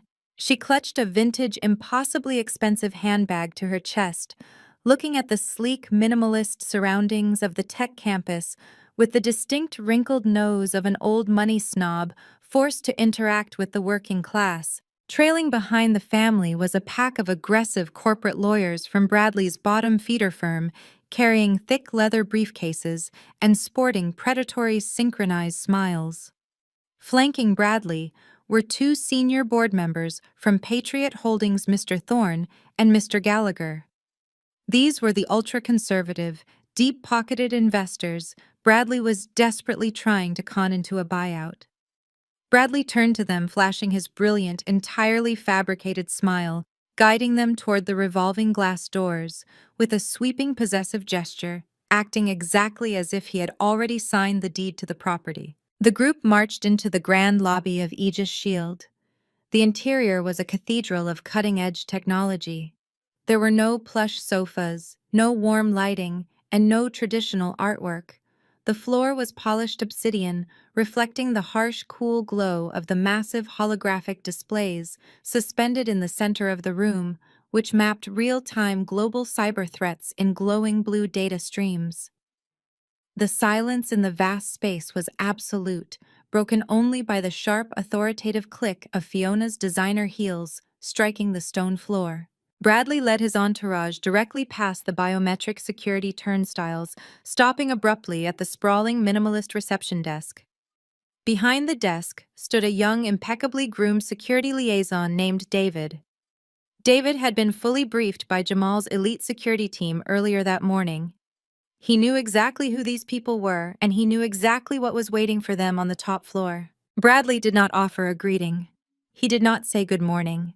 He simply slapped his hand flat against the reception desk, leaning his weight forward to intimidate the younger man. "I am Bradley, Chief Executive Officer of the Vanguard Fund," he announced, his voice booming loudly through the quiet lobby, deliberately projecting his authority for the benefit of the Patriot Holdings investors standing behind him. "I am here for the 9 o'clock acquisition meeting with the executive board. Have my legal team cleared through your security scanners immediately and send an escort to take us to the top floor. We have a very tight schedule today." David maintained a perfectly stoic, unreadable expression. His hands moved swiftly over his illuminated terminal. One moment, Sir David replied, his voice a smooth, automated hum of corporate efficiency. "Let me pull up the visitor manifest for the executive suite." Fiona let out a loud, highly exaggerated sigh, rolling her eyes dramatically at her mother-in-law. She leaned over the desk, snapping her manicured fingers directly in David's face. "While you are looking at your little computer screen, be useful and have someone fetch us coffee," Fiona demanded, her tone dripping with toxic, unadulterated entitlement. "I need a non-fat vanilla latte, extra hot, and make sure whoever brings it does not spill a single drop. The service in this city is absolutely atrocious." Caroline stepped up beside Fiona, looking around the pristine, high-tech lobby with a deep sneer of disgust. "It is incredibly sterile in here," Caroline remarked, speaking loudly enough for Bradley's investors to hear. "All this glass and metal, it lacks the warmth and class of a proper financial institution. It feels like a hospital for computers." "Do not worry, Fiona, darling. Once Bradley takes over this operation, we will have interior decorators come in and fix this dreadful, tasteless aesthetic." Bradley chuckled, turning to Mr. Thorne and Mr. Gallagher with a conspiratorial, arrogant wink. "That is the first order of business, gentlemen. Restructuring the environment and trimming the fat. These tech startups have no idea how to run a real corporation. They let junior coders think they own the place." Bradley laughed again, a harsh, ugly sound.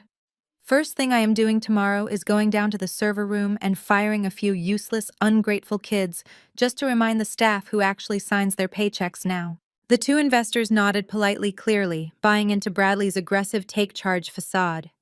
They believed they were watching a master negotiator preparing to gut a bloated tech company. They had absolutely no idea Bradley was actively bragging about his plan to fire the billionaire owner of the building. David looked up from his terminal, his face a masterclass in professional neutrality. He retrieved a stack of temporary limited access security badges from a drawer and placed them neatly on the desk. "The executive board is expecting you in the primary boardroom on the top floor," David stated smoothly, handing the badges to Bradley's lead lawyer. "Proceed through the far right turnstile. The private elevator will take you directly to the executive suite." Bradley snatched his badge without a word of thanks, clipping it to his tailored lapel. He gestured for the lawyers and investors to follow him, marching toward the sleek stainless steel elevator banks, like a military general leading a parade. Fiona lingered for a fraction of a second at the reception desk, glaring at David. "I am still waiting for my coffee," she hissed, furious that her demand had been ignored. "You people are entirely incompetent. I will be speaking to human resources about your attitude the moment this buyout is finalized." David simply smiled, a polite, chillingly hollow smile. "Have a wonderful meeting, ma'am," he replied smoothly. "I am sure you will find exactly what you are looking for upstairs." Fiona scoffed, turning on her heel to chase after her husband. She hurried into the spacious mirrored elevator car, squeezing in beside Caroline and the aggressive legal team. Bradley stood at the front, adjusting his tie one last time as the heavy steel doors began to slide shut. The villains were officially in the elevator, ascending rapidly toward the executive floor, completely blinded by their own towering greed and toxic entitlement. They were bickering about the terrible lobby decor and planning how they would spend the acquisition money, blissfully, wonderfully unaware that the doors were about to open into a perfectly designed, inescapable slaughterhouse. The private elevator glided to a silent, frictionless halt on the top floor of the Aegis Shield headquarters. The heavy steel doors slid apart to reveal the executive lobby. It was a breathtaking, sprawling expanse of floor-to-ceiling glass that offered an uninterrupted panoramic view of the Seattle skyline and the churning gray waters of the harbor below. The space was devoid of the chaotic noise from the lower levels. It possessed the hushed, pressurized atmosphere of absolute corporate dominance. Bradley stepped out first, adjusting his tie and puffing out his chest. He turned to the two senior investors from Patriot Holdings, Mr. Thorne and Mr. Gallagher, gesturing grandly at the minimalist architecture as if he had personally designed it. Fiona followed closely behind him. One of the junior attorneys from Bradley's legal team had frantically procured a steaming cup of artisan coffee from a lobby barista just before the elevator doors closed, handing it to her like an obedient servant. Fiona took a sip, her eyes scanning the immaculate executive floor, searching for something to critique. Instead, her gaze locked onto a lone figure standing near the entrance of the primary boardroom. I stood perfectly still, my hands resting at my sides. I was wearing my custom-tailored charcoal gray power suit. The cut was immaculate, projecting an aura of pure, unyielding authority. But Fiona was completely blinded by the false narrative she and Bradley had constructed. When she looked at me, she did not see a high-ranking corporate executive. She saw the terrified, desperate teenage mother they had left in a hospital bed 20 years ago. She assumed I had somehow bypassed security and tracked them down to this floor to beg for mercy. She firmly believed I was there to drop to my knees and plead with Bradley not to fire my son from his supposedly insignificant internship. A vicious, triumphant smirk spread across Fiona's painted lips. She marched directly toward me, her designer heels clicking sharply against the polished obsidian floor. She completely ignored the breathtaking view and the intimidating silence of the executive suite, entirely focused on executing what she believed would be my ultimate public humiliation. Bradley noticed my presence a second later. He let out a harsh, arrogant scoff, shaking his head and muttering a disparaging comment to his investors about his unhinged ex-wife stalking his vital business meetings. Fiona stopped mere inches from me. She looked me up and down, her eyes full of toxic, elitist disgust. "Are you genuinely this pathetic, Rebecca?" Fiona asked, her voice carrying clearly across the quiet lobby. "Did you honestly think you could just sneak up to the executive floor and beg my husband for a favor? Let me guess. You realized Bradley holds your son's entire pathetic future in the palm of his hand, And you came crawling here to ask him to let the boy keep his little desk job. I did not respond. I maintained unbroken predatory eye contact, letting her absolute delusion fuel the fire burning in my chest. My silence only emboldened her. She took my lack of a response as total submission. You should have taken the $50,000 check when you had the chance. Fiona sneered, stepping even closer. Now you get absolutely nothing. Bradley is going to acquire this company today, and the very first thing he will do is terminate your son. You are going back to whatever miserable poverty-stricken hole you crawled out of. Fiona decided that words were no longer sufficient. She wanted a physical demonstration of her superiority. She wanted to break me right in front of the wealthy investors her husband was trying to con. With a calculated theatrical gasp, Fiona suddenly jerked her shoulder forward. She faked a clumsy stumble on the perfectly flat, flawless floor. With a sharp, intentional flick of her wrist, she hurled the entire contents of her steaming coffee cup directly at my chest. The scalding dark liquid splashed violently against the crisp lapel of my charcoal suit. The hot coffee soaked instantly through the expensive fabric, spreading into an ugly dark stain across my white silk blouse. Drops of brown liquid splattered onto the pristine obsidian floor at my feet. "Oh my goodness, I am so incredibly sorry," Fiona shrieked, pressing a hand to her chest in a display of entirely fabricated shock. Her eyes, however, burned with pure, malicious delight.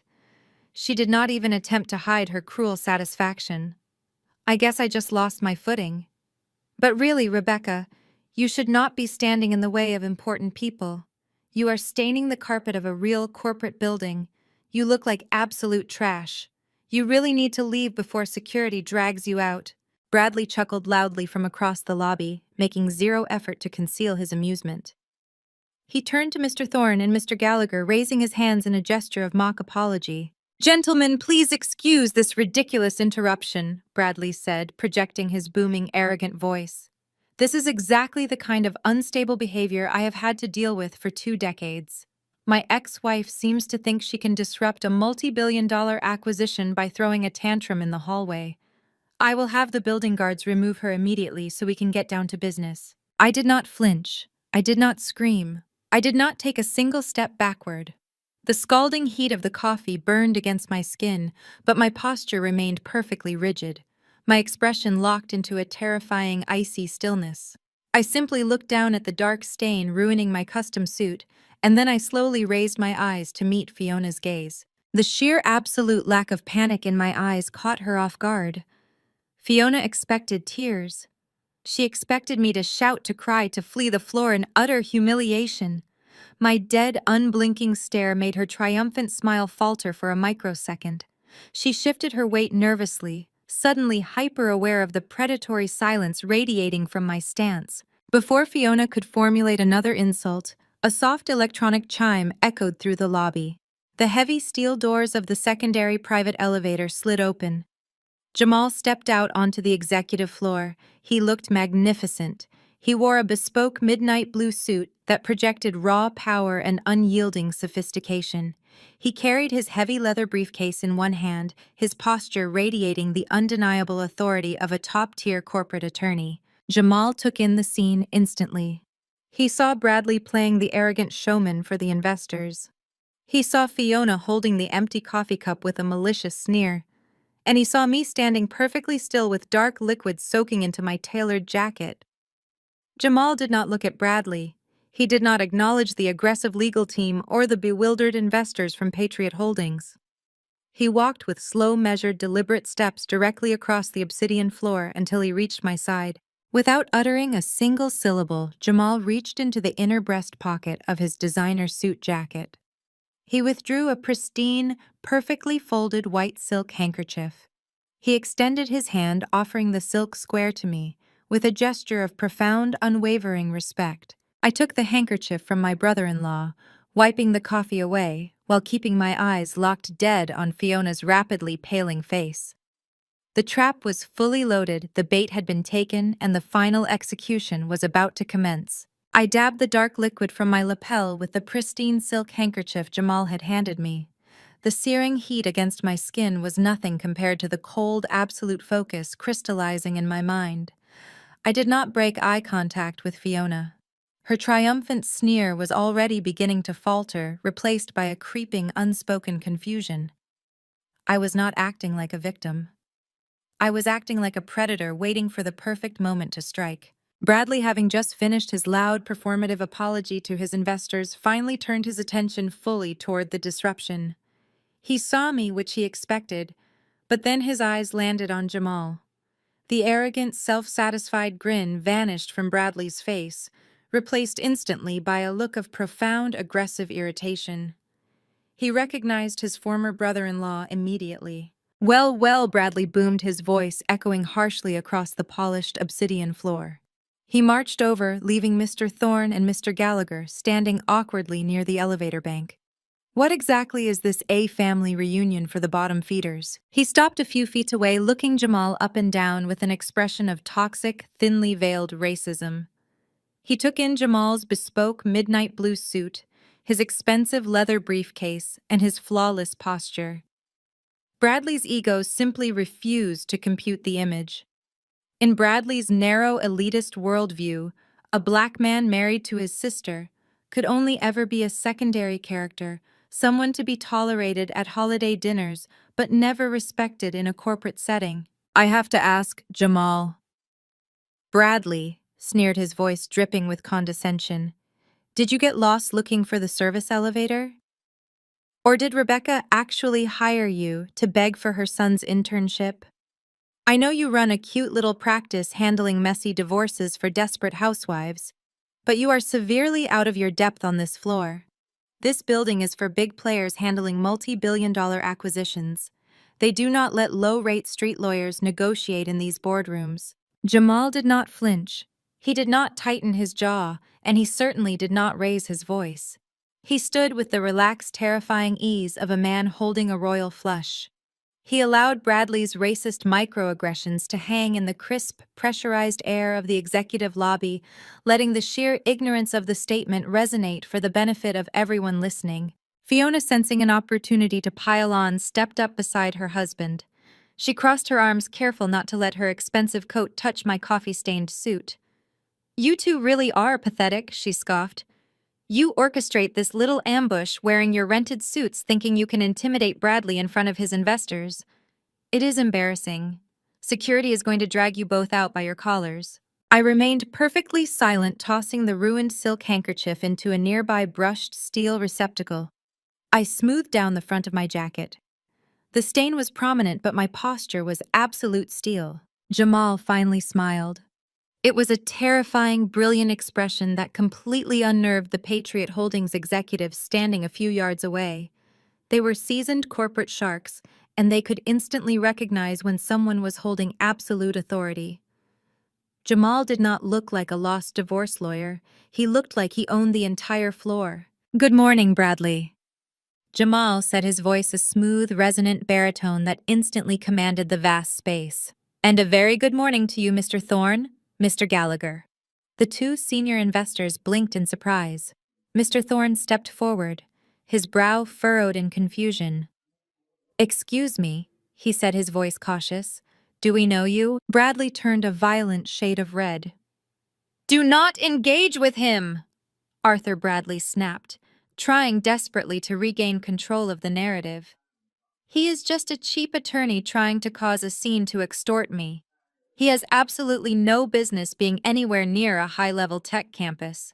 Jamal ignored Bradley entirely, keeping his attention fixed on the investors. My name is Jamal Carter. I am the chief legal counsel for Aegis Shield. I oversee every contract, every merger, and every acquisition that crosses the threshold of this building. I am fully aware of why you are here today, gentlemen. The color drained simultaneously from the faces of Bradley and Fiona.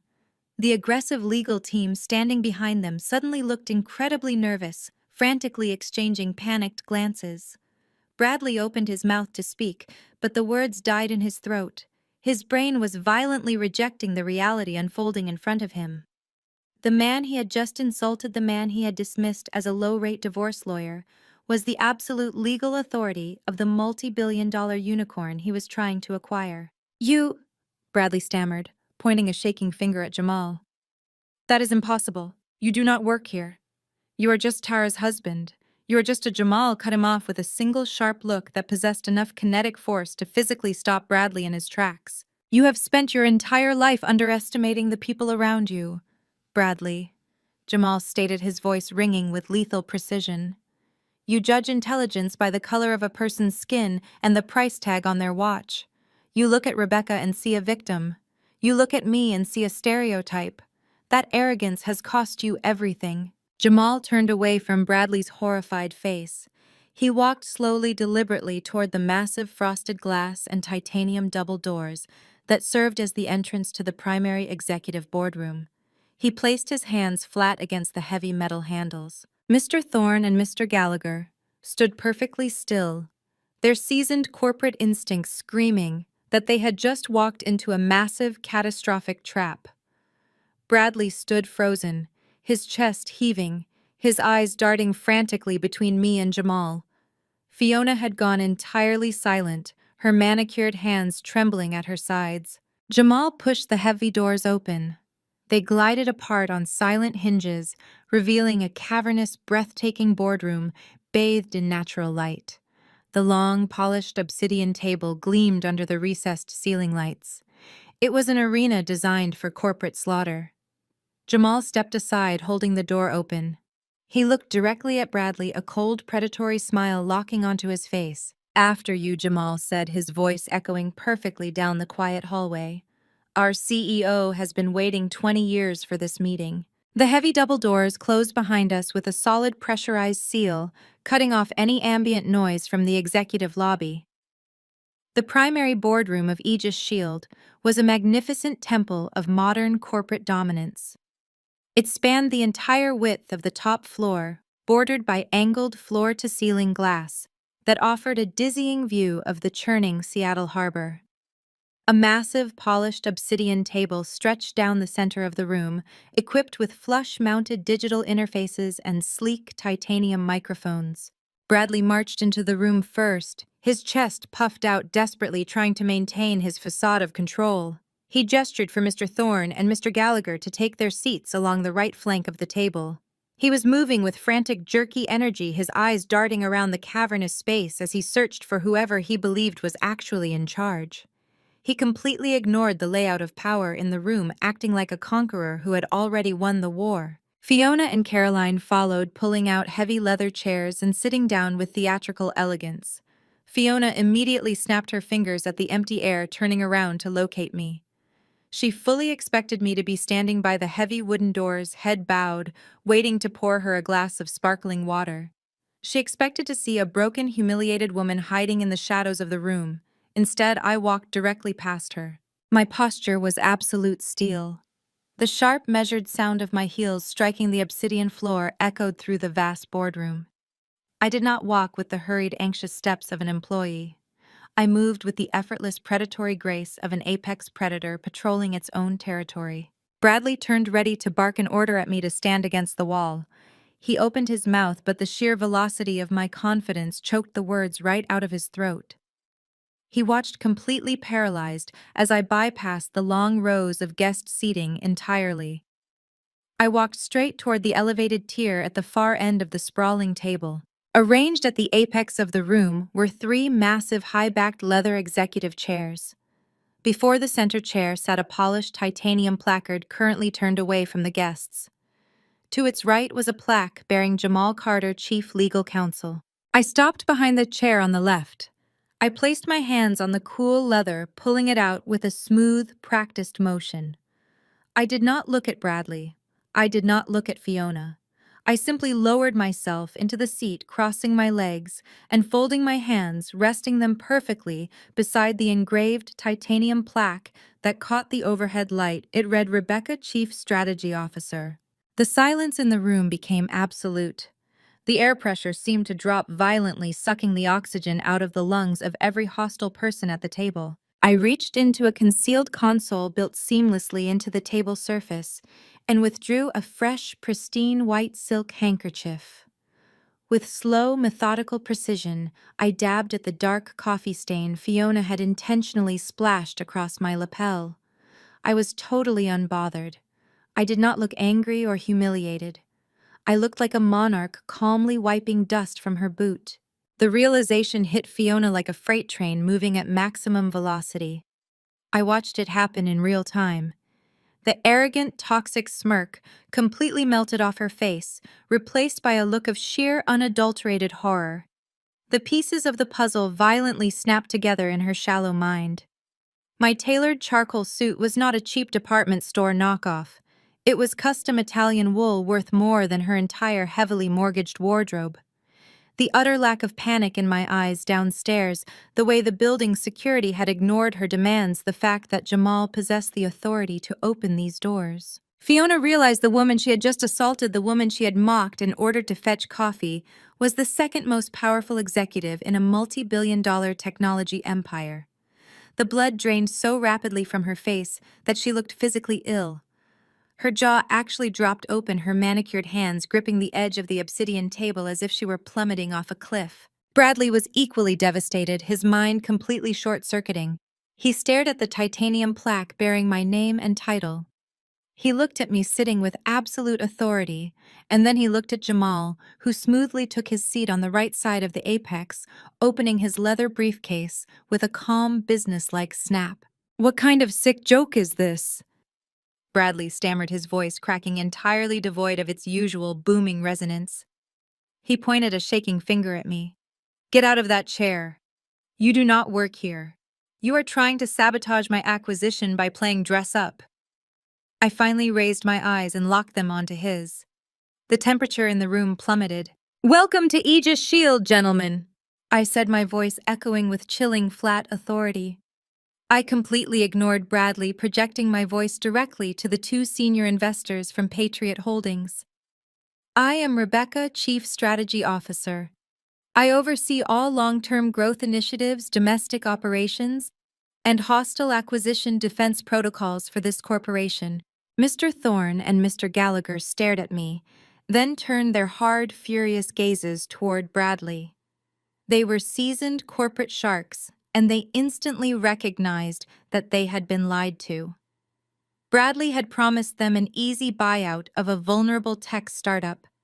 Instead, he had walked them blindly into an ambush orchestrated by the very woman he had been publicly smearing in the press all week. Bradley slammed both of his hands onto the table, his face turning a dangerous shade of crimson. "This is a complete fraud," he shouted, desperation making him reckless. "I am not negotiating with my bitter ex-wife and her divorce lawyer. I demand to see the chief executive officer immediately. I demand to see the person who actually runs this company. I am going to buy this entire building, and my first official act will be having security throw you both onto the street." I finished dabbing my lapel and tossed the soiled silk handkerchief onto the pristine table. I leaned back in my heavy leather chair, a cold, predatory smile finally touching my lips. "You want to speak to the chief executive officer?" I asked, my voice barely above a whisper, yet commanding the absolute attention of everyone in the room. Bradley glared at me, his chest heaving as panic and fury warred for control of his mind. "Yes," he spat. "Bring him out here right now." I looked past Bradley, directing my gaze to the massive, high-backed leather chair situated squarely between Jamal and me. The chair had been turned away from the table since the moment they entered the room, facing the sprawling view of the Seattle harbor. I did not say another word. Jamal simply leaned forward and tapped a small button on his digital interface. The execution was perfectly choreographed. The center chair began to slowly swivel around to face the table. The heavy leather chair turned with a smooth mechanical hum. The high back cleared the line of sight, revealing the person who held absolute authority over the multi-billion-dollar fortress we were sitting in. It was Leo. He was not wearing a bespoke Italian suit. He was not wearing a tie. He sat perfectly relaxed in the exact same faded black hoodie and dark jeans he had worn to the hotel gala the night before. His hands rested casually on the armrests, his posture radiating a terrifying, effortless dominance. He did not look like a frightened 20-year-old college dropout. He looked like a king sitting on a throne of his own making, staring down at a peasant who had wandered blindly into his court. Jamal stood up, buttoning his suit jacket. His voice boomed across the silent boardroom, delivering the executioner's strike with flawless articulation. Gentlemen of Patriot Holdings, Jamal announced, gesturing toward the center chair. Allow me to introduce you to the founder and chief executive officer of Aegis Shield, Leo. The physical reaction was instantaneous and violently visceral. Bradley did not just stumble. His knees completely gave out beneath him. All the arrogant manufactured strength evaporated from his body in a single fraction of a second. He collapsed heavily into the leather guest chair behind him, his mouth opening and closing as he struggled to pull oxygen into his lungs. His eyes bulged, darting wildly from the titanium plaque bearing my name to the boy in the black hoodie who commanded the center of the room. Fiona let out a strangled, breathless sound, clapping a hand over her mouth. Caroline slumped back her vintage handbag, dropping to the floor with a heavy thud. The entire aggressive legal team representing Bradley's fund collectively stopped breathing. The reality of their situation crashed down on them with the weight of a collapsing skyscraper. The kid Bradley had cornered in the VIP lounge, the supposedly desperate junior coder he had threatened to fire. The boy he had offered a pathetic $10,000 bribe to commit corporate espionage. That boy was the absolute sovereign of the empire Bradley was trying to steal. Leo leaned forward, resting his elbows on the obsidian table. He fixed his gaze directly on his biological father, his eyes burning with a cold, analytical intelligence that offered zero mercy. You offered me $10,000 to install a backdoor routing sequence into my own mainframes, Leo stated. His voice was calm, steady, and amplified perfectly by the table microphones, ensuring every single person in the room heard the accusation clearly. You told me Aegis Shield was mismanaging its proprietary data. You told me I was just a replaceable cog, a rounding error on a balance sheet. You promised you would save my career if I helped you steal my own financial metrics to force a hostile takeover. Mr. Thorne and Mr. Gallagher, the senior investors from Patriot Holdings, turned physically toward Bradley. The color drained from their seasoned faces. They were ultra-conservative men who despised scandal, and they had just been informed that the man begging for their capital was actively attempting to execute a felony espionage plot against the very company he promised them. Bradley. Mr. Thorne barked, his voice sharp and furious. What on earth is he talking about? Did you attempt to bribe a corporate officer to commit theft? Bradley raised his shaking hands, a thick layer of nervous sweat suddenly coating his forehead. No, he stammered, his voice pitching high with sheer panic. Arthur, listen to me. This is a setup. This is my estranged son. He is colluding with his mother to ruin me. They are lying. I never offered him a bribe. I never asked him to hack the company. I just met with him to offer to pay his college tuition. He is lying to you, Bradley shouted, pointing a trembling finger at Leo. He is a dropout. He does not run this company. They are just trying to sabotage the acquisition because Rebecca is a bitter, unstable woman holding a 20-year grudge. Leo did not raise his voice. He simply tapped a few keys on the slim digital console embedded in the table in front of him. If I am lying, Leo said smoothly, leaning back in his chair, then I suppose the audio recording we captured last night must be a complete fabrication. But let us allow our distinguished guests from Patriot Holdings to judge the authenticity of your voice for themselves. Leo pressed a final button. The high-fidelity surround sound system of the executive boardroom flared to life. The audio was pristine, stripped of any background noise from the hotel gala. The recording played loudly, bouncing off the glass walls and filling every corner of the vast space. I need you to install a backdoor routing sequence into their mainframes. Bradley's recorded voice echoed harsh and dripping with condescension. Nothing destructive, just a quiet, undetectable pipeline that feeds me their internal financial metrics, unredacted shareholder agreements, and key trade secrets. With that data, I can force a buyout. I can acquire Aegis Shield. The recording continued, playing the exact moment Bradley handed over the list of target data, right up to the sickening crunch of my decoy phone being stomped under his shoe. When the audio cut off, the silence that followed was absolute and suffocating. Bradley sat frozen in his chair, his entire body trembling violently. The arrogant, untouchable CEO facade was completely annihilated.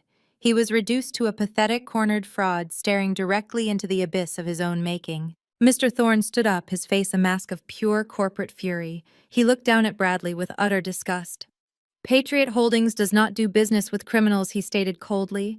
Our legal team will be contacting the authorities regarding this attempted fraud. We are entirely finished here. The two investors did not wait for a response. They turned on their heels and marched out of the boardroom, abandoning Bradley to his fate. Leo folded his hands together on the table, looking at the man who had abandoned him in a hospital room 2 decades ago. You walked into my building assuming I was a peasant you could buy with pocket change, Leo said, delivering the fatal blow with terrifying precision. You thought you could use me as a human shield to save yourself from a European syndicate. You are not a visionary, Bradley. You are a bankrupt, desperate thief who just confessed to federal crimes in my boardroom. I sat perfectly still in my chair, watching my son execute the man who had tried to destroy us. The trap had closed, the prey was completely paralyzed, and the final financial execution was ready to begin. The heavy double doors of the boardroom clicked shut, sealing the room in a suffocating, pressurized silence. Mr. Thorne and Mr. Gallagher were gone, taking with them the absolute last shred of hope Bradley possessed. The aggressive legal team that had marched into the building like conquerors were now staring at the floor, their faces pale, silently calculating how quickly they could resign from representing Vanguard Fund. Bradley remained slumped in his guest chair. His chest heaved erratically. He looked like a man who had just stepped off a ledge and was experiencing the terrifying freefall before hitting the concrete. Leo did not give him a single second to recover. He reached out and tapped a second button on the digital console embedded in the obsidian table. The high-fidelity speakers cracked to life once more. This time, the audio did not feature the ambient background noise of a luxury hotel lounge. The sound was harsh, sterile, and unmistakable. It was the rhythmic, piercing beep of a hospital heart monitor. The color completely drained from Bradley's face. Caroline gasped, her hands flying to her mouth in genuine horror. A younger, sharper version of Bradley's voice echoed through the vast executive boardroom. You and that baby are just a massive burden to my future. I am done. The sharp metallic clatter of a wedding ring hitting a plastic tray rang out through the speakers, followed by the heavy thud of a hospital door slamming shut. I sat perfectly still, listening to the exact moment my life had shattered 20 years ago, now weaponized and broadcast in the very fortress my son had built. Leo pressed the button, silencing the room once more. He fixed his gaze on the man who had abandoned us. You spent the last week telling the media that you were a heartbroken father, Leo stated, his voice ringing with absolute clinical detachment. You spun a pathetic, fabricated narrative about a stolen child to secure a corporate buyout. But the truth is, you threw us away because we were inconvenient. You left a 15-year-old girl bleeding in a recovery room so you could chase a luxury lifestyle in Europe. Bradley opened his mouth, his jaw working frantically, but no sound came out. The sheer volume of his exposure had mentally paralyzed him. Leo reached across the polished table and picked up the thick leather-bound merger and acquisition contract that Bradley's legal team had brought to the meeting. It was the document Bradley believed would save him from the European syndicate. Leo held the heavy contract up, ensuring Bradley had a perfect view of it. Then he pressed a panel on the table. A motorized slot opened, revealing a heavy-duty industrial shredder built directly into the boardroom furniture. You wanted to acquire Aegis Shield, Leo said smoothly. You wanted to restructure my leadership and trim the fat. Leo fed the thick document directly into the shredder. The grinding mechanical roar filled the room violently, chewing the contract into thousands of meaningless paper shreds. Bradley flinched at the noise, physically recoiling, as his entire corporate salvation was destroyed right in front of his face. When the machine stopped, Leo reached into his black messenger bag resting beside his chair. He pulled out a sleek crimson-red folder. With a swift, precise motion, he slid it across the long obsidian table. It glided frictionlessly over the polished surface, stopping exactly an inch from Bradley's trembling hands. Open it, Leo commanded. Bradley stared at the crimson folder as if it were a venomous snake. His hands shook violently as he reached out, peeling back the cover. He stared at the heavily stamped financial documents inside, his eyes darting frantically across the pages. His breathing hitched, accelerating into a full-blown panic attack. I do not understand, Bradley stammered, his voice weak and entirely broken. How did you get these? These are private ledgers.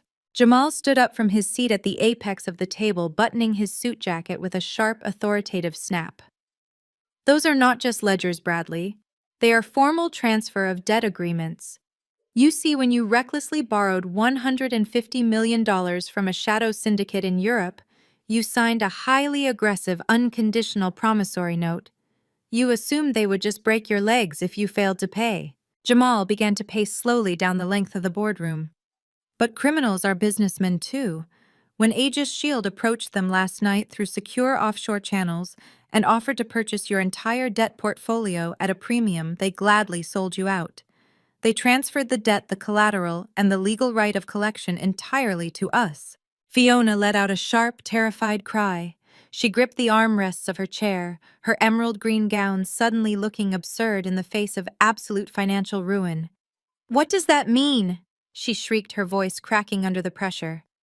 I leaned forward in my chair, resting my forearms on the table. I looked directly into Bradley's terrified eyes. It means you no longer owe the syndicate, Bradley, I said, my voice dropping into a register of pure lethal satisfaction. It means Aegis Shield secretly bought every single cent of your debt. My son is now your sole creditor. We own your hedge fund. We own your personal assets. We own you.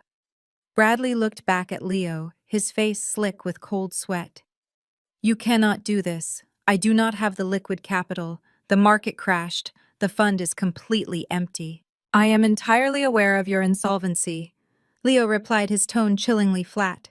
And per the specific predatory clauses you eagerly signed with that syndicate, the debt is instantly callable upon a change of holding entity. I am invoking that clause right now. Leo leaned forward, mirroring my posture perfectly. I am calling the entire $150 million due today. You have until 5 o'clock this evening to transfer the full amount into the Aegis corporate holding accounts. If the funds are not secured by the deadline, I will initiate an immediate hostile liquidation of your entire estate. I cannot pay that! Bradley screamed, his voice breaking into a pathetic, desperate wail. You know I cannot pay that. You are bankrupting me. You bankrupted yourself, Jamal corrected sharply, stopping right beside Bradley's chair. We are simply collecting the bill. And considering I forwarded your entire embezzlement history to the Federal Bureau of Investigation an hour ago, I highly doubt any bank on this planet will offer you a loan. The lead attorney representing Vanguard Fund immediately stood up, slamming his briefcase shut. He did not say a single word to Bradley. He simply signaled to his junior partners, and the entire legal team practically sprinted out of the boardroom, abandoning their toxic criminal client to his inescapable fate. Bradley was completely trapped. The walls had closed and the exits were sealed, and the financial execution was absolute. The heavy double doors clicked shut behind the fleeing legal team, leaving an absolute vacuum of power in their wake. Bradley remained frozen in his chair, his chest heaving, as the crushing reality of his $150 million debt suffocated him.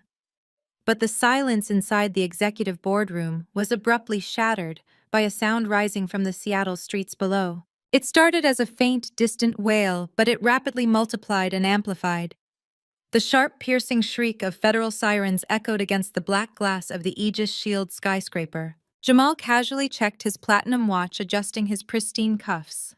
Right on schedule, Jamal noted, his voice smooth and entirely unbothered. The Cybercrimes Division of the Federal Bureau of Investigation takes high-level corporate embezzlement very seriously, especially when the evidence is handed to them in a perfectly organized, highly encrypted dossier. They are entering the main lobby right now. Fiona snapped her head toward the floor-to-ceiling windows, her eyes wide with unadulterated terror. The flashing red and blue lights reflected off the glass, painting her pale, horrified face in alternating strokes of panic. The reality of federal prison asset seizure and total social annihilation finally pierced her thick layer of toxic entitlement. She spun around, turning on Bradley with the vicious speed of a starving animal. You lied to me!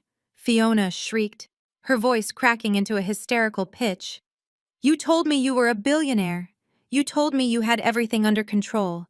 You used my name, you used my connections, and you dragged me into a massive federal fraud scheme.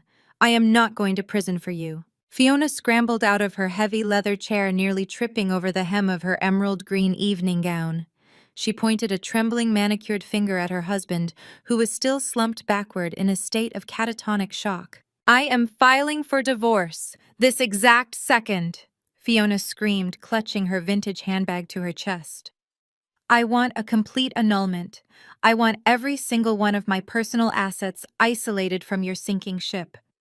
You are a disgusting, pathetic fraud, and I will not let you drag me down into the dirt." She turned on her heel and sprinted toward the massive double doors of the boardroom. She grabbed the titanium handles desperately, throwing her weight against them to pull them open. She intended to march down to the lobby and offer Bradley up to the federal agents on a silver platter to save her own skin. But as the heavy doors swung outward, her escape route was violently cut off. 4 heavily armored Aegis Shield security personnel stood shoulder to shoulder in the corridor, forming an impenetrable human wall. They did not speak. They did not move. They simply stared down at the shrieking, frantic woman in the green gown, absolutely refusing to let her pass. "Let me out," Fiona demanded, slamming her hands against the chest of the lead guard. "I am not a part of his company. I have absolutely nothing to do with his illegal syndicate debts. You have no right to hold me here." The lead guard did not even blink. He gently but firmly pushed Fiona backward into the boardroom and pulled the massive doors shut again, locking her inside the glass cage with the man she had just violently repudiated. Caroline sat frozen in the corner, her face buried in her hands, quietly weeping as her entire world of country club memberships and high society prestige burned to ash. Bradley finally moved. The sirens wailing directly beneath the building snapped the last remaining thread of his sanity. The arrogant, posturing chief executive officer was entirely dead. What remained was a broken, terrified shell of a man facing the absolute end of his existence. He slid out of his leather guest chair and hit the polished obsidian floor. He did not stand up. He dropped heavily onto his hands and knees. Bradley began to crawl. He crawled across the immaculate floor, his expensive tailored suit dragging against the stone. He moved past Jamal, past the center of the massive table, heading directly toward the elevated tier where I sat. Tears streamed down his face, mixing with the cold sweat of sheer panic. He reached the foot of my chair, looking up at me with red, desperate eyes. "Rebecca, please," Bradley sobbed, his voice a pathetic, broken wheeze. "Please do not do this to me. I will do anything. I will sign whatever you want. I will publicly apologize. Just please call off the debt. Call off the federal agents. You cannot let me go to prison. I will not survive it." I looked down at the man groveling at my feet. I felt absolutely nothing. There was no pity, no lingering anger, no satisfying rush of vengeance. Looking at him now, I only felt an overwhelming sense of clinical disgust. Bradley turned his frantic, tear-streaked face toward the center of the table. "Leo, please," he begged, reaching a trembling hand toward his son. "I am your father. I know I made terrible mistakes, but I am your blood. You cannot send your own father to a federal penitentiary. You have to save me. Please, son, I am begging you." Leo did not lean forward. He did not raise his voice. He sat back in his chair, his face a mask of terrifying youthful authority. "You are not my father," Leo stated, his tone carrying the cold mechanical precision of a crushing hydraulic press. "My mother built this empire from nothing while you were busy spending stolen money in Europe. I do not share your blood. I only share your creditors. And your time is officially up." I stood up slowly from the chair marked Chief Strategy Officer. I adjusted the cuffs of my charcoal suit, completely ignoring the dark coffee stain on my lapel. It was no longer a mark of humiliation. It was a badge of absolute victory. I looked down at Bradley, who was openly weeping against the polished floor, his fingers desperately clawing at the air near my shoes. I pressed the silver intercom button embedded in the surface of the obsidian table. "Security, clean this up. Trash this pathetic stains the company carpets." The heavy double doors swung open instantly. The security team marched into the boardroom, their boots clicking sharply against the stone. They grabbed Bradley by the arms, hauling the sobbing, thrashing man off the floor. They grabbed Fiona, who was still screaming about her divorce lawyers, and dragged them both toward the waiting elevators, delivering them directly into the hands of the federal agents waiting in the lobby below. Caroline followed behind them, her head bowed in absolute silent defeat. The room fell perfectly quiet once more. I picked up my phone and slipped it into my pocket. I looked at Jamal, who gave a slow, respectful nod, snapping his briefcase shut. I looked at Leo, who pulled his hood back down, a quiet, genuine smile, finally touching his lips. We turned away from the sprawling view of the Seattle harbor. Together, the three of us walked down from the elevated tier, our footsteps echoing in perfect synchronization. We walked out of the executive boardroom, passing through the massive glass doors, and stepped into the sunlit, immaculate corridor of Aegis Shield. We did not look back. We left Bradley to his absolute ruin. A profound lesson from this story is that your self-worth is never defined by the people who fail to appreciate you. Toxic dynamics, like being abandoned or belittled, leave deep scars. But true strength lies in walking away from conditional love. Ultimately, families are not defined by biology, but by the consistent choice to show up and prioritize one another. Healing truly begins when you stop seeking validation from those who tear you down and instead build a successful, authentic life on your own terms. Share your own experience with setting healthy boundaries and comment below.